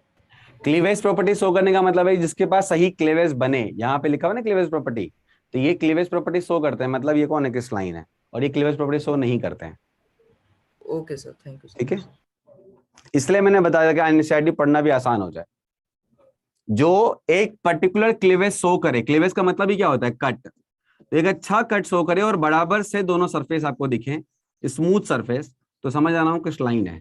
अगर तुमने कट किया और अलग अलग से सरफेस आ रहे हैं, चकनाचूर हो गया, 5 पार्ट में डिवाइड हो गया, काटने की कोशिश करी 5 पार्ट में डिवाइड हो गया, तो मतलब वो एमोर्फस है। अब देखो भैया, ये होता क्या है, anisotropic and isotropic, very important, सुनना ध्यान से बेटा। एनिसोट्रॉपिक होता है अगर आप डिफरेंट डायरेक्शन में जाओगे तो जो फिजिकल प्रॉपर्टीज होती हैं या मैकेनिकल प्रॉपर्टी होती हैं वो चेंज हो रही होती है। मतलब क्या हुआ समझो, मतलब मान लो कि मैं इधर की तरफ जा रहा हूं, अगर मान लो ये पूरा रूम सॉलिड का बना हुआ है, मैं इधर की तरफ जा रहा हूं तो मुझे ज्यादा फोर्स लगाना पड़ रहा है, वेरेज में जब इधर की तरफ मूव कर रहा हूं तो मुझे कम फोर्स लगाना पड़ रहा है। मतलब क्या है, मतलब इधर की तरफ स्ट्रेंथ कम था, इधर की तरफ स्ट्रेंथ क्या है बताओ, ज्यादा है। ऐसा है क्या? अगर मैं इधर की तरफ जा रहा हूं तो मुझे ज्यादा फोर्स लगाना पड़ रहा है, तो मतलब मेटल का स्ट्रेंथ इधर क्या है बताओ, पार्टिकल का स्ट्रेंथ इधर क्या है, ज्यादा है। इधर की तरफ जा रहा हूं तो मुझे स्ट्रेंथ कम लगाना पड़ रहा है। मतलब क्या है, इधर स्ट्रेंथ पार्टिकल के बीच में क्या है, कम है, बॉन्ड क्या है, कंपैरेटिवली लूजली बॉन्डेड है। तो ये जो मैकेनिकल प्रॉपर्टी है ये क्या बताती है कि हर डायरेक्शन में, अगर वो एनिसोट्रॉपिक है तो हर डायरेक्शन में जो प्रॉपर्टीज होंगी वो चेंज होती होंगी। और एनिसोट्रॉपिक होते हैं क्रिस्टलाइन। क्रिस्टलाइन में अगर आप इस वर्टिकल में जाओगे तो आपको डिफरेंट मेल्टिंग पॉइंट मिल रहा होगा, डिफरेंट टेंसाइल स्ट्रेंथ मिल रहा होगा। इस डायरेक्शन में मूव करोगे तो डिफरेंट टेंसाइल स्ट्रेंथ मिल रहा होगा, डिफरेंट इलास्टिसिटी मिल रही होगी, डिफरेंट और भी जो प्रॉपर्टीज होती है मैकेनिकल वाली वो मिल रही होगी क्रिस्टलाइन सॉलिड के अंदर। ऑल्दो सुन के हमें थोड़ा अजीब सा लग रहा है ना, हमें अजीब सा लग रहा है जस्ट बिकॉज ऑफ ये रेगुलर ऑर्डर है, ये रेगुलर अरेंजमेंट है, हमें सुन के अजीब सा लग रहा है, बट ऐसा होता है। ऐसा कैसे होता है ये समझाता हूं, देखो ध्यान से। देखो क्या ये रेगुलर अरेंजमेंट है, सुनना देखो ध्यान से बेटा। देखो ये ब्लैक वाला और लेवल है, ये क्या है बताओ, व्हाइट लेवल है पूरा पूरा, ये फिर से ब्लैक वाले आ गए, ये व्हाइट वाले अरेंजमेंट है, ये ब्लैक ये व्हाइट। अच्छा मुझे एक बात बताना, क्या ये रेगुलर अरेंजमेंट है? बिल्कुल है। अच्छा अब देखो बेटा, यहाँ पर जब मैं इस एक्सिस में मूव कर रहा हूं तो मुझे सारे ब्लैक वाले आइटम मिल रहे हैं, दिख रहा है आपको। और जब मैं डायगोनली मूव कर रहा हूं तो मुझे क्या मिल रहा है बेटा, जल्दी बताना, ब्लैक व्हाइट वाला, देखो यहाँ पर। अब आप मुझे बताओगे अगर इधर की तरफ जो मूव करा हम, तो इस तरफ की तरफ मूव करने से मुझे जो मिला एटम वो था ब्लैक सारे के सारे, और इधर की तरफ जो मूव कर रहे हैं तो मुझे मिल रहा है ब्लैक व्हाइट का अरेंजमेंट। तो बताओ मुझे क्या दोनों तरफ प्रॉपर्टी सेम होगी? मान लो ब्लैक वाला ज्यादा पावरफुल है और व्हाइट वाला कम पावरफुल है। मान लो ये जो बड़े वाला है ये ज्यादा पावरफुल है और ये वाला छोटे वाला कम पावरफुल है। अगर मैं इधर की तरफ जाऊंगा तो मुझे कम फोर्स लगाना पड़ेगा मूव करने के लिए, इधर की तरफ जाऊंगा तो मुझे ज्यादा फोर्स लगाना पड़ेगा। है कि नहीं? Yes sir. तो इधर की तरफ डिफॉर्म करने में मुझे कम फोर्स लगाना पड़ेगा, इधर की तरफ डिफॉर्म करने में मुझे ज्यादा फोर्स लगाना पड़ेगा। और बिल्कुल सही बात है, ये अरेंजमेंट रेगुलर है, मतलब ये क्रिस्टलाइन है, और क्रिस्टलाइन में रेगुलर अरेंजमेंट होने के कारण ये कैसा हो जाता है बताओ? एनिसोट्रॉपिक हो जाता है। कैसा होता है बेटा बताओ? एनिसोट्रॉपिक। और यहां पर जो मतलब है इस फिजिकल एंड मैकेनिकल प्रॉपर्टी का, वो कौन कौन सा है? Refractive index, conductivity, tensile strength, right? In different direction will be different. याद रखना इसको। अब यहां पर अगर आप ज्यादा डिबेट करोगे तो डिबेट करने से क्या होगा? कोई फायदा नहीं होगा, जस्ट बिकॉज ऑफ हम कभी भी ऐसे मॉलिक्यूल्स के अंदर, सॉलिड के अंदर घुस के देख नहीं सकते, बट हम समझा सकते हैं आपको। तो हम समझ रहे हैं कि हाँ ऐसा दिख रहा है मेरे को, डिफरेंट अरेंजमेंट आ रहे हैं, इस कारण से हमें डिफरेंट प्रॉपर्टीज मिल रही हैं। अब एक बच्चा बोलेगा सर अगर मान लो सारे व्हाइट होते तो, ये भी पूछ सकता है, सारे व्हाइट होते तो अगर सारे व्हाइट होते तो डिस्टेंसिंग का फर्क हो जाता। यहाँ डिस्टेंसिंग कम है, यहाँ डिस्टेंसिंग ज्यादा हो सकती है, डिपेंड करता है लेंथ ज्यादा है कि विड्थ ज्यादा है कि हाइट ज्यादा है, क्या ज्यादा है। तो वैसे केस में डिफरेंट डायरेक्शन में डिफरेंट प्रॉपर्टीज होती हैं, ये ऑब्जर्वेशन है through out all crystalline solids. इसीलिए हमें भी इसको दिमाग में रखना और समझने के लिए ये वाला फोटो सफिशिएंट है। लिख लो सर। इसके एग्जांपल्स का वो समझ नहीं आया, जैसे refractive index, conductivity, tensile. Refractive index is a kind of what? Optical property. नहीं, ये ऑप्टिकल प्रॉपर्टी होती है ना भैया? Yes sir, yes sir. Refractive index क्या होता है बताओ? रिफ्रैक्शन करने का जो कैपेसिटी होता है, इजंट इट? उसके बाद कंडक्टिविटी क्या होती है? ऑब्वियसली अगर यहां पर ऐसा अरेंजमेंट है, यहां ऐसा अरेंजमेंट है, ऑब्वियसली कंडक्टिविटी क्या होगी? कंपैरेटिवली डिफरेंट हो सकती है। ओके बिल्कुल हो सकती है। अभी कौन सी कंडक्टिविटी है बताओ? Thermal conductivity, right? उसके बाद टेंसाइल स्ट्रेंथ, ऑब्वियसली बिल्कुल है। यहां से निकलूंगा तो मुझे कम फोर्स लगेगा निकलने में, यहां से निकलूंगा तो ज्यादा फोर्स लगेगा। सर एक डाउट है। हाँ पूछो सर। अभी हमने पिछला एक पॉइंट डिस्कस किया था कि रेगुलर क्लीवेज होती है इसमें, करेक्ट, और यहाँ पर हम पढ़ रहे हैं कि इसकी टेंसाइल स्ट्रेंथ डिफरेंट डायरेक्शंस में डिफरेंट है। करेक्ट। तो सर ये दोनों बात तो एक दूसरे को कॉन्ट्राडिक्ट नहीं कर रही है? नहीं कॉन्ट्राडिक्ट कर रही है बेटा। रेगुलर अरेंजमेंट का मतलब ये थोड़ी होता है कि हमने बोला अगर दो क्लीवेज प्रॉपर्टी में दो सरफेस को देखा, यहां भी मुझे ऐसा ही मिल रहा है और यहां भी मुझे ऐसा ही मिल रहा है, तो कॉन्ट्राडिक्ट कैसे कर रही है? देखो यहां भी ऐसा ही मिल रहा है, देखो यहां भी ऐसा ही मिल रहा है, तो कॉन्ट्राडिक्ट कहां कर रही है? सेम तो है। मतलब क्लीवेज हमारा स्ट्रेंथ से लेना देना नहीं है? नहीं है, कोई लेना देना नहीं, कोई लेना बट देना। कैसे रहा, मतलब टूट कैसे रहा, उससे लेना देना। हाँ जी। ओके सर, ठीक है। ये ब्लैक एंड व्हाइट एटम्स हैं या फिर आयंस हैं? कुछ भी हो सकते हैं बेटा, एटम, आयन, मॉलिक्यूल, कुछ भी हो सकते हैं। ठीक। अब सुनिए, आगे बढ़े इससे। Crystalline solids are anisotropic in nature. अब यहां पर वही एक्सपेंशन लिखा हुआ है। This anisotropy in crystalline is due to the different arrangement of particle along different directions. अगर मैं ए से बी जाऊं तो रेगुलर पैटर्न है, सी से डी जाऊं रेगुलर पैटर्न है, but pattern in A B is different from pattern in क्या? C D, isn't it? बोलो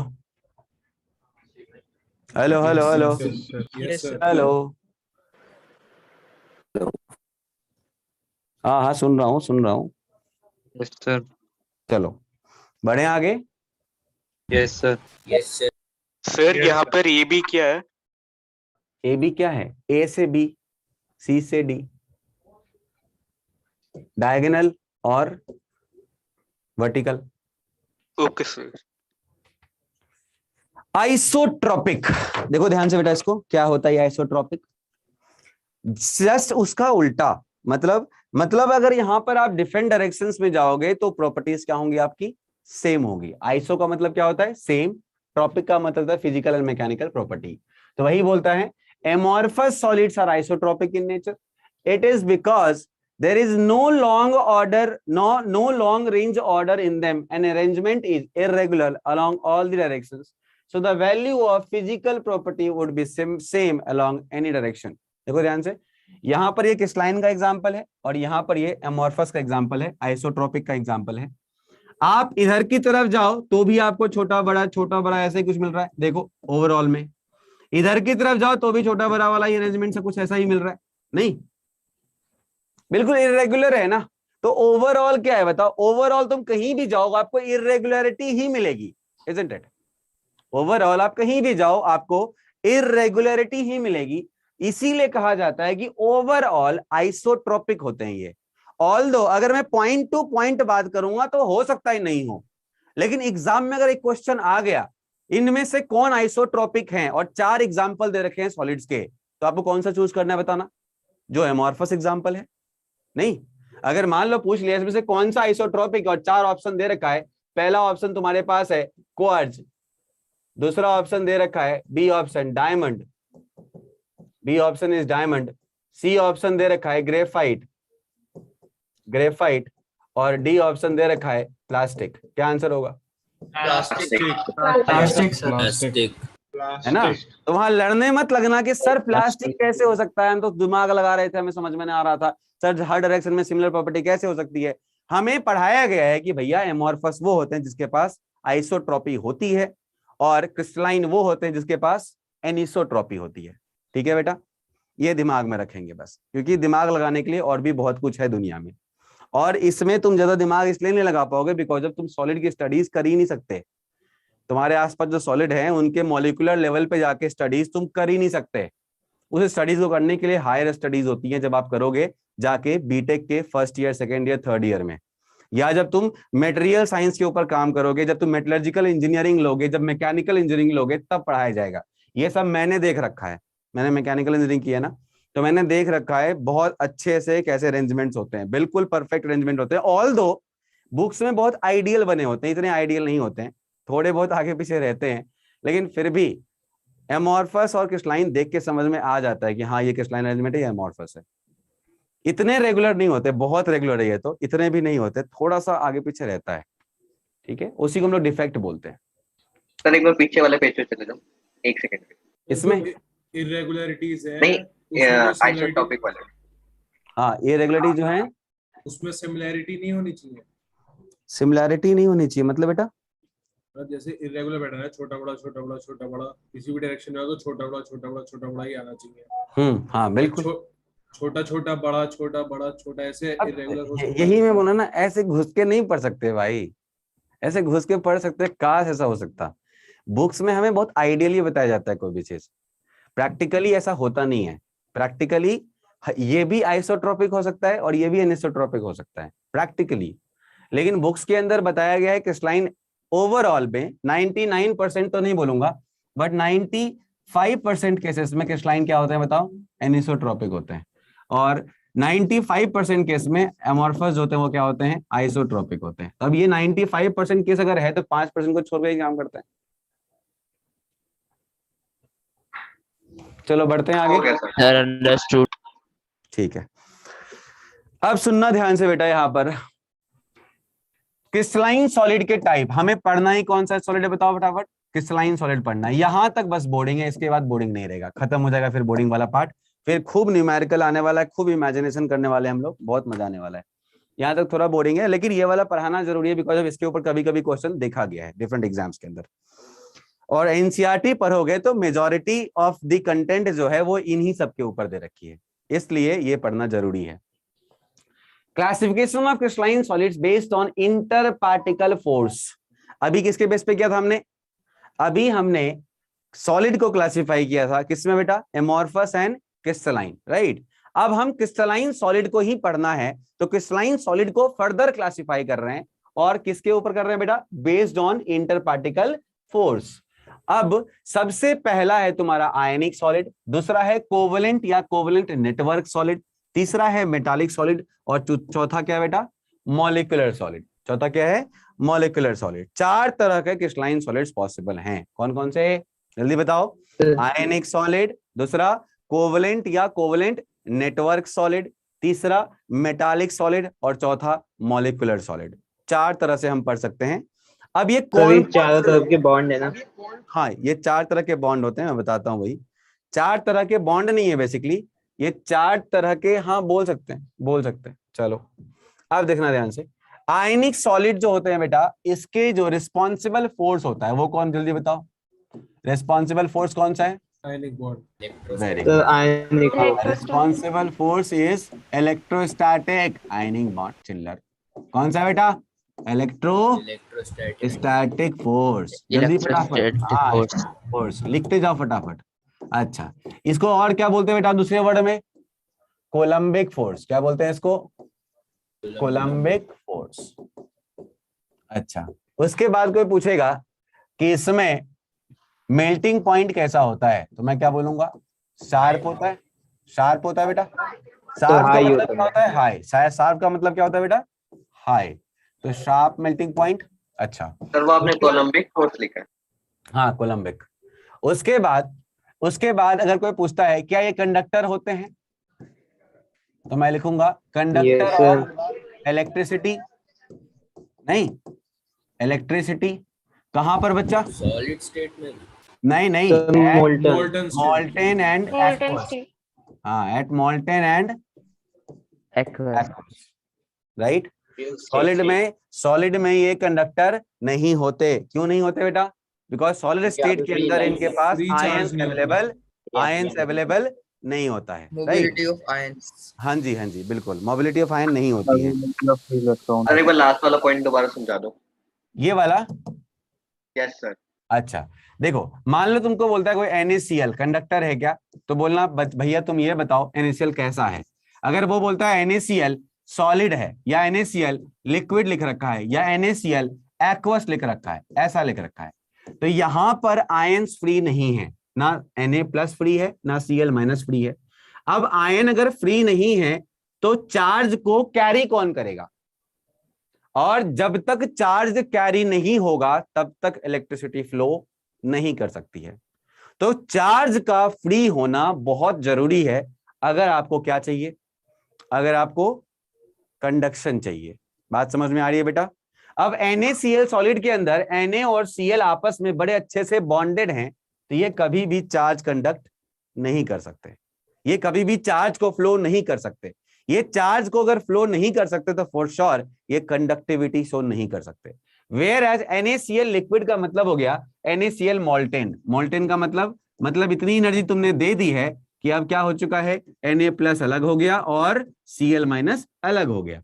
अब इससे तुम जब चार्ज को पास करोगे या इलेक्ट्रिसिटी को पास करोगे, मतलब तुमने 2 वोल्टेज लगा दिए हैं प्लस और माइनस, तो फॉर श्योर ये फ्लो करना शुरू कर देंगे, और अगर ये फ्लो करेंगे तो कंडक्शन आ गया।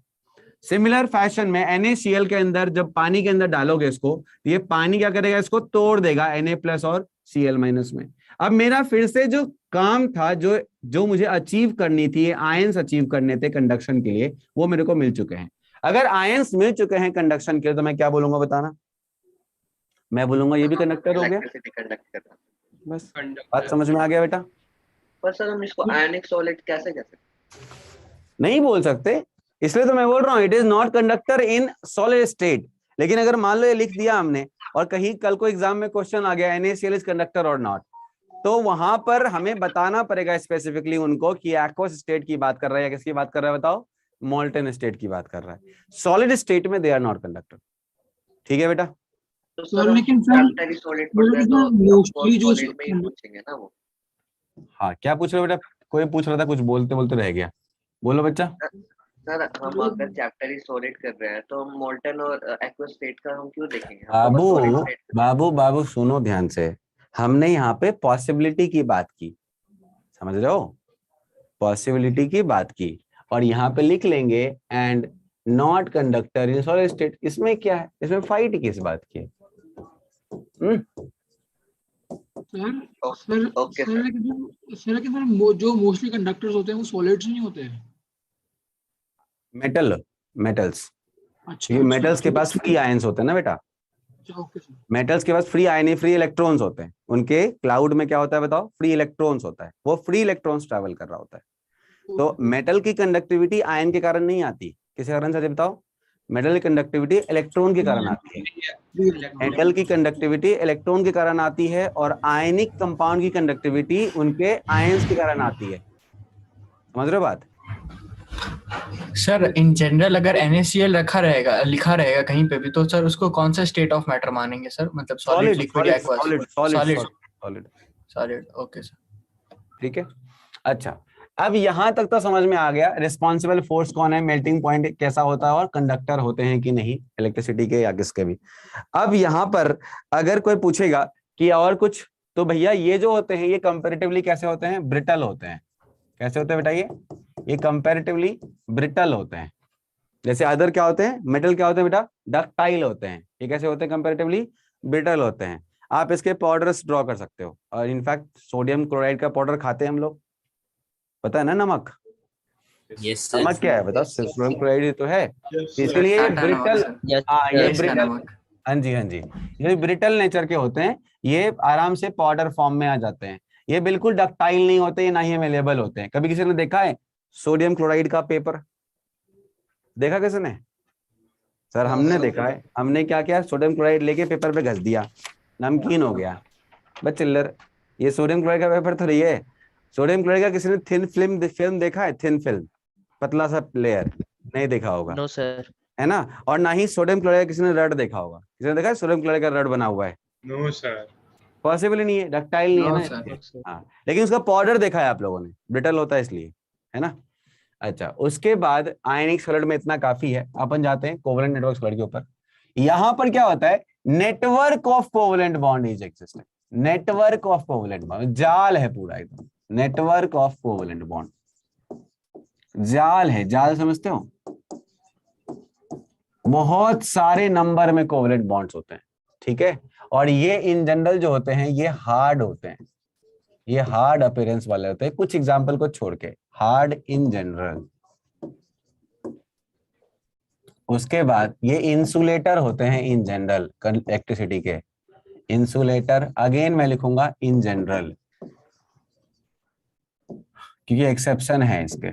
उसके बाद ये जो होते हैं high melting point, boiling point वाले होते हैं, sharp melting point, sharp melting point, sharp melting point, ठीक है। और ये भी इन जनरल जो होती है, ये भी डक्टाइल नहीं होते हैं, non ductile, non malleable, non ductile. इसके भी तुम्हें रड मिले हुए नहीं मिलेंगे। अब अगेन, हाँ बेटा, क्या बेटा, थर्ड पॉइंट पे insulator in general, in general they are insulator in nature. अब इसके एग्जाम्पल हैं जैसे कि diamond, diamond is a very fine example. इसके एग्जाम्पल हैं ग्रेफाइट। सर वॉइस ब्रेक हो रही है सर। आवाज आ रही है, आवाज अभी आ रही है? डायमंड, ग्रेफाइट, अच्छा डायमंड, ग्रेफाइट और सिलिका इसके एग्जाम्पल हैं। सिलिकॉन कार्बाइड इनके एग्जाम्पल हैं। बोरोन नाइट्राइड इनके एग्जाम्पल हैं, एटसेट्रा। ये सब के सब कोवलेंट नेटवर्क सॉलिड्स हैं, मतलब इनके अंदर कोवलेंट नेटवर्क का जाल बिछा हुआ है। और इतना ह्यूज नंबर कोवलेंट नेटवर्क का है, इतना ह्यूज नंबर में कोवलेंट बॉन्ड प्रेजेंट हैं कि यहाँ पर अगर देखोगे कि भाई साहब मतलब इतने हार्ड हो जाते हैं ये। एक्सेप्शन इसलिए मैं लिख रहा हूं यहाँ पर, ये ग्रेफाइट एकमात्र एक्सेप्शन है जो पता होगा आपको, ये कंडक्टर भी है और सॉफ्ट होता है, राइट। इसलिए यहाँ पे लिखा हुआ था मैंने इन जनरल ऐसा होता है, बट ग्रेफाइट इसका एक्सेप्शन है just because of graphite soft भी है और ग्रेफाइट क्या है बताओ, ग्रेफाइट कंडक्टर भी है। किसका बताओ? ब्रिटल होते हैं, ब्रिटल, इलेक्ट्रिसिटी का ब्रिटल होते हैं ये सब। डायमंड को तोड़ोगे ना टूट जाएंगे, अलग अलग हो जाएगा, जल्दी टूट जाता है। एवन फुलरेन नहीं होता क्या? क्या बेटा? फुलरेन कौन सा फुलरीन? हाँ बोल सकते हैं सर। आयोनिक के सर अंडरस्टूड। हाँ, आयनिक एग्जाम्पल नहीं लिखा था, बहुत सारे भर भर के लिख लो। इसके एग्जाम्पल की कमी तो नहीं है, भर के एग्जाम्पल है, NaCl, KCl, जितने आपको दिख रहे हैं सब, KCl, CHCl, CaF2 सर लेकिन ZNS, जो नॉर्मल होता है सर वो FeO। क्या बेटा, क्या बोल रहे हो, फिर से बोलो सर। इसमें मैं कह रहा हूँ कि जो डायमंड होता है सर वो ब्रिटल कैसे हो सकता है? वो तो बहुत हार्ड नहीं होता डायमंड। तो हार्ड होता है तो तुम्हारे औकात में वो नहीं टूट सकता ना, सामने वाले के औकात से तोड़ सकते हैं। मान लो एक बहुत बड़े वाला मशीन ले आए तुम लोग ना, बहुत डायमंड को डायमंड ही तोड़ सकता है। डायमंड को डायमंड का ही तोड़ सकता है, डायमंड को कोई तोड़ सकता है। हम लोगों के कॉलेज में एक मशीन हुआ करता था, उसमें हम लोग कुछ भी तोड़ देते थे भाई, कुछ भी। तुम्हें जो लगता है हाँ हाइड्रोलिक प्रेस बोलते हैं उसको, बहुत बढ़िया। वहां पे डाल देना डायमंड को, तोड़ के देख लेना क्या होता है, चिकनी उड़ जाएगा, एकदम चिन्नी चिन्नी हो जाएगा डायमंड। नुकसान के अलावा कुछ नहीं होगा। सर डायमंड डस्ट को पेंट में भी इन्फ्यूज करते हैं सर। हाँ अब इतना तो हमें नहीं पता है रे भाई, हमें उस केमिस्ट्री पता है। ठीक है, तो तुम लोग अपने औकात की बात करने लगते हो। दुनिया में ऐसी ऐसी मशीन बनी है जिससे जो चाहिए तोड़ ताड़ के खत्म कर सकते हैं हम। ठीक है, अरे जादू हो रहा है क्या यहाँ पे? तो इसलिए ये होते हैं, ब्रिटल होते हैं, तोड़ोगे ना तो ऐसा ही टूटेगा, दम चुन्नू चुन्नू सा टुकड़ा टुकड़ा बन जाएगा। वही अगर तुम आयरन, वही तुम अगर आयरन को तोड़ोगे ना हाइड्रोलिक मशीन से, पता है क्या होगा? यहाँ तक आएगा, पहले ये टेढ़ा होगा और फिर बीच से दो टूटेगा और फिर चिपक जाएगा। ऐसा नहीं होगी आयरन का पाउडर मिल रहा है नीचे, बट डायमंड को तोड़ोगे तो डायमंड एकदम चुन्नू चुन्नू पाउडर में ऐसे मिलेगा, छोटे छोटे। और इसको तोड़ोगे तो ये पहले दो पार्ट में टूटेगा, फिर ये चिपक जाएगा, ऐसे करके चिपटा सा मिलेगा। ये दोनों पार्ट ना चिपटा चिपटा सा मिलेगा, क्योंकि डक्टाइल नेचर है। ठीक है, ये डक्टाइल नेचर के हैं इसलिए। शार्प मेल्टिंग पॉइंट का क्या मतलब हुआ? Sharp melting, high melting point छोटू। शार्प का मतलब हाई होता है, ज्यादा। ठीक है, आया समझ में बेटा? Yes sir. क्लास कितने बजे तक थी? 7:15 तक। 7:15 तक है। आज हम लोग यहीं पे रोके क्या? आज थोड़ी बात कर लेते हैं और 11th क्लास के लिए, क्या बोलते हैं? Yes sir. सर आपको जब तक क्लास लेना है तब तक लीजिए सर। अरे सुनो ना यार, यहाँ से आएगा तुम्हारा, यहाँ से शुरू होगा इंटरेस्टिंग पार्ट, जो रियल सॉलिड स्टेट है, ये अगली क्लास में शुरू होगा। यहाँ से पढ़ने में सबसे मजा आएगा। यहाँ तो थोड़ा सा बोरिंग है, बट कोई बात नहीं, झेल लो। हाँ अच्छा सुनो ध्यान से। आज के लिए इतना ही। हाँ आज के लिए इतना ही रखते हैं, बहुत पढ़ लिया यार, पहला क्लास है तो आज तो नोटबुक कैसे बनाया जाता है, कौन से कलम से लिखना है, ये सब बताया जाता है कि नहीं? तो आते साथ सीधे सर मतलब पढ़ाना, हमें लगा आज बताओगे कि नोट कैसे बनाना चाहिए, पेन कैसे उठाना चाहिए, लिखना कैसे चाहिए, दबाना कितना चाहिए, कितना दबाने से लिखा जाता है, ये सब बताओगे आज।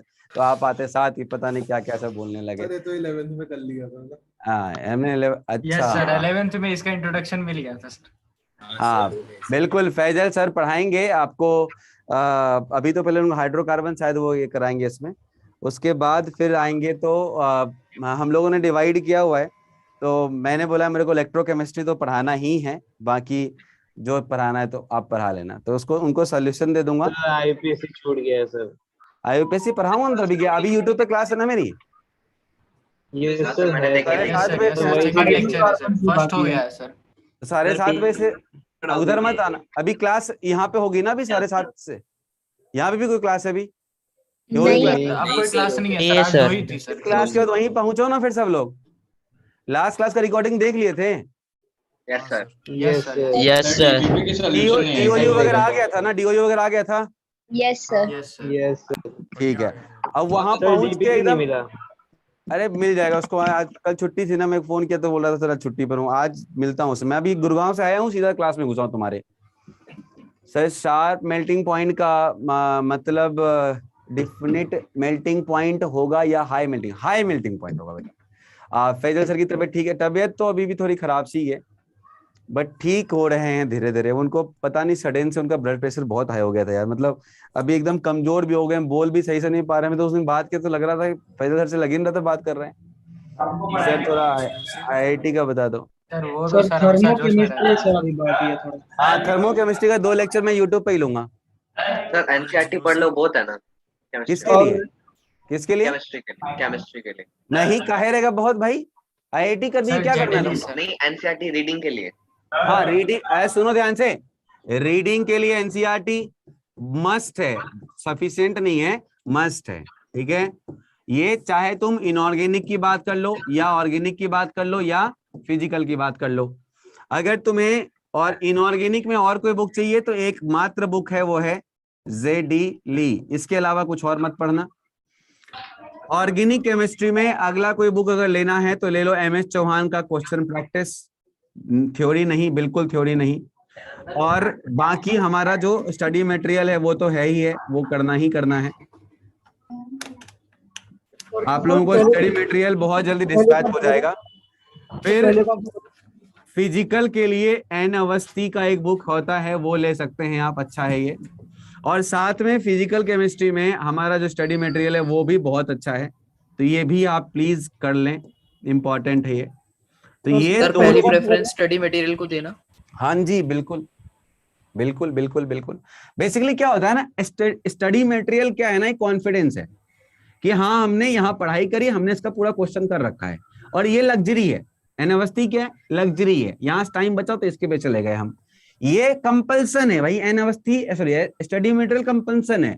अब टाइम बचा तो MS चौहान भी उठा लिया, अच्छा क्वेश्चन है इसके अंदर। ये अगेन इनऑर्गेनिक केमिस्ट्री में क्वेश्चन कहीं से प्रैक्टिस मत करना, सिंपली एनसीईआरटी पढ़ लेना और हमारा स्टडी मटेरियल का क्वेश्चन प्रैक्टिस कर लेना, और जेडली बुक को पढ़ लेना, नोट बनाना। और जहां भी तुमने इनऑर्गेनिक केमिस्ट्री का नोट बनाया हुआ है, केमिकल बॉन्डिंग और या फिर पीरियोडिक टेबल का, वहां पे अगर कोई एडिशनल इंफॉर्मेशन मिल रहा है अगर जेडली के अंदर, तो प्लीज वहां पे लाके उसको चेप देना और स्टडी मटेरियल से क्वेश्चन करना। और कोई क्वेश्चन करने की जरूरत नहीं है, कहीं और से जरूरत नहीं है, स्टडी मटेरियल से करोगे, स्टडी मटेरियल करेंगे हाँ। और सारा टाइम ओवर हो जाएगा।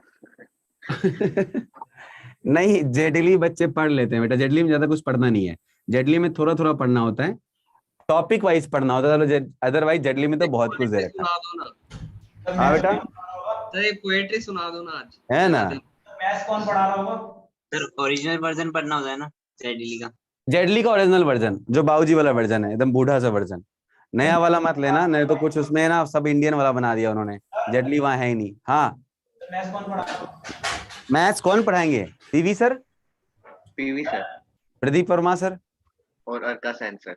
आर का सेंसर भी पढ़ाएंगे। देखो हर सब्जेक्ट में 3 टीचर इन्वॉल्व होंगे, मेरे केमिस्ट्री में 2 ही रहेगा, मैं और फैजल सर, और कोई नहीं आएगा इसमें, फैजल सर और मैं प्लस एसएस। केमिस्ट्री में हो गया तुम्हारा, फिजिक्स में आएंगे हरीश सर तो है ही है, हरीश सर भी बहुत अच्छे टीचर है, आपको पता चली गया होगा आज, आप लोग फालतू में कल चिल्ला रहे थे सबके सब। केटी सर और अभिनव सर, ये 3 मिलकर करेंगे इसको, बिकॉज ऑफ यहाँ पे 3 सेक्शंस होते हैं, एक होता है इलेक्ट्रोस्टैटिक सेक्शन, एक मैग्नेटिज्म सेक्शन और एक होता है मॉडर्न फिजिक्स, ठीक है। अभिनव सर है, उसके बाद क्या बचा बेटा, मैथ्स। तो मैथ्स में आएंगे आपके लिए कौन कौन, तो एक आएंगे पीवी सर, बहुत अच्छे टीचर ये तो है ही है, और साथ में आर सेंसर, हाँ आर का सेंसर। अर्का सेंसर कौन सा सेक्शन पढ़ा सर? जेडली का सर 2020 वर्जन है सर, वो ठीक रहेगा ना सर? बेस्ट है, बेस्ट, कोई सा भी ले, जेडली चेंज नहीं हुआ है, लोग यहाँ नया नया एडिशन ला ला के पैसे कमा रहे हैं, जेडली तो वही लिख के गया था बेचारा। हाँ पूछो सर, अर्का सेन सर कौन सा सेक्शन टीच करेंगे? अब ये तो मैथ्स वाले डिसाइड करेंगे बेटा, मुझे इसका आइडिया नहीं। Okay sir. सर आप ऑर्गेनिक केमिस्ट्री लोगे क्या? नहीं, मैं ऑर्गेनिक केमिस्ट्री, मैं बोला ना हम दोनों मिलकर ही डिवाइड करेंगे, क्योंकि हम दोनों हर कुछ पढ़ाते हैं, सर भी पढ़ाते हैं ऑर्गेनिक फिजिकल, मैं भी पढ़ाता हूँ ऑर्गेनिक फिजिकल, इनऑर्गेनिक भी मैं पढ़ाता हूँ, सर इनऑर्गेनिक नहीं पढ़ाते। तो इनऑर्गेनिक केमिस्ट्री मैं ले लूंगा, तो इनको बोलूंगा आप ऑर्गेनिक ले लो, और फिजिकल में हम आधा आधा ले लेंगे, ऐसा कर लेंगे।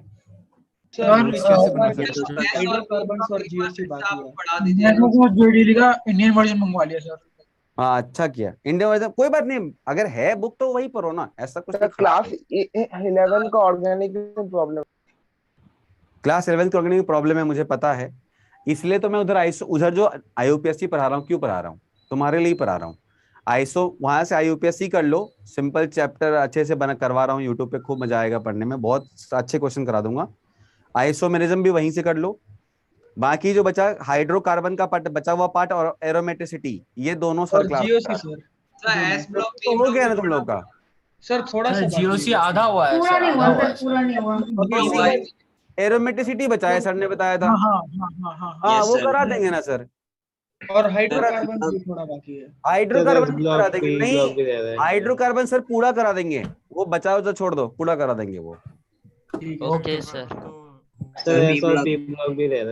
सर वो YouTube पे होगा कि ऐप पर होगा? नहीं वो YouTube पे ही होगा, जो बचा हुआ चैप्टर है सब YouTube पे ही कराएंगे हम लोग। Sir P block, sir S block P block वो तो डल चुका है। पी ब्लॉक करा दो ना। वो तो सर रटने वाला चैप्टर है सर, उसमें फैक्ट्स ही है सर, उसमें समझने वाला कुछ तो है नहीं sir. S block P block का रिकॉर्डिंग आपको मिल जाएगा आपके एप्लीकेशन में, ठीक है? Okay sir. और सर हाइड्रोजन आवाज भी आ रही है रहेगा। मेरी? हेलो हेलो सर, हेलो आ हेलो। रही आ रही है बोलो ऑर्गेनिक केमिस्ट्री क्या 11th की क्लास टाइम टेबल में है टाइम टेबल में कल क्लास। हाँ तो कल क्लास नहीं है तो नहीं रहेगी। सर नोट्स कैसे बना सकते सर स्केड्यूल वगैरह आई कहाँ है सर अभी तक? एक वीक का तो आ गया है ना इस वीक का। हाँ तो इस वीक का हाँ इस वीक का आ गया है। बेसिकली क्या है ना, हर टीचर अभी थोड़ा सा बिजी है, उधर तुमको ड्रॉपर वालों का एग्जाम आ रहा है ना, तो उसमें भी थोड़ा थोड़ा हमें इनपुट देना पड़ रहा है।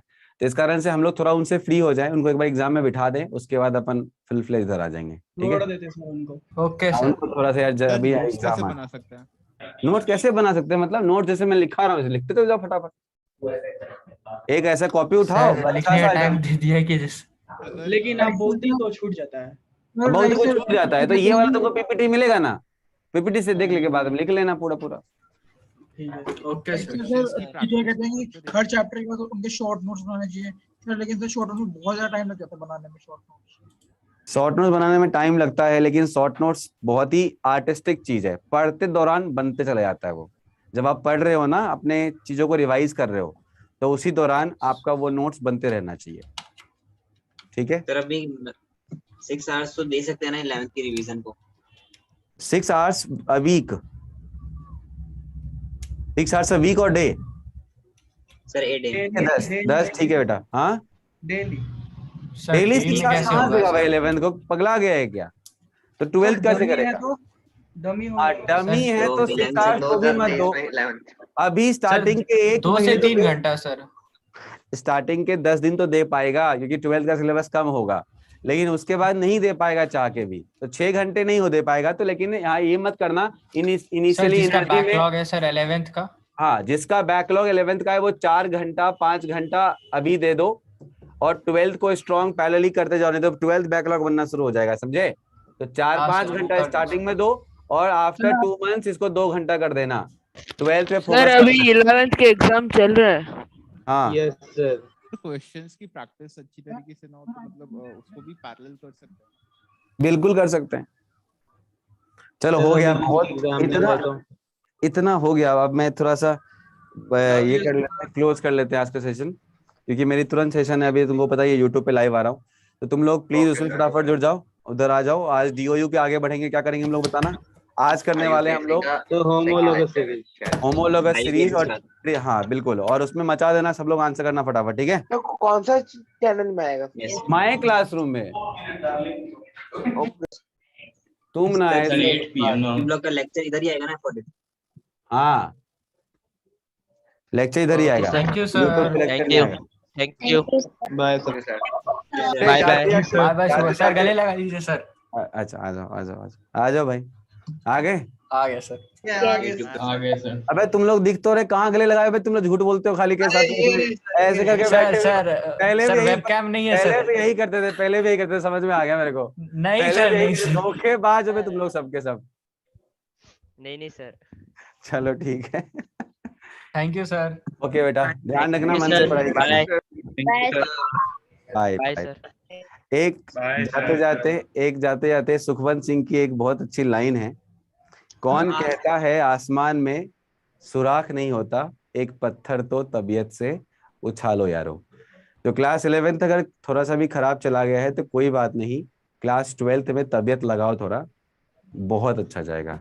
इसलिए कौन कहता आसमान में सुराख नहीं होता, एक पत्थर तबीयत से उछालो यारो। तबीयत समझते हो?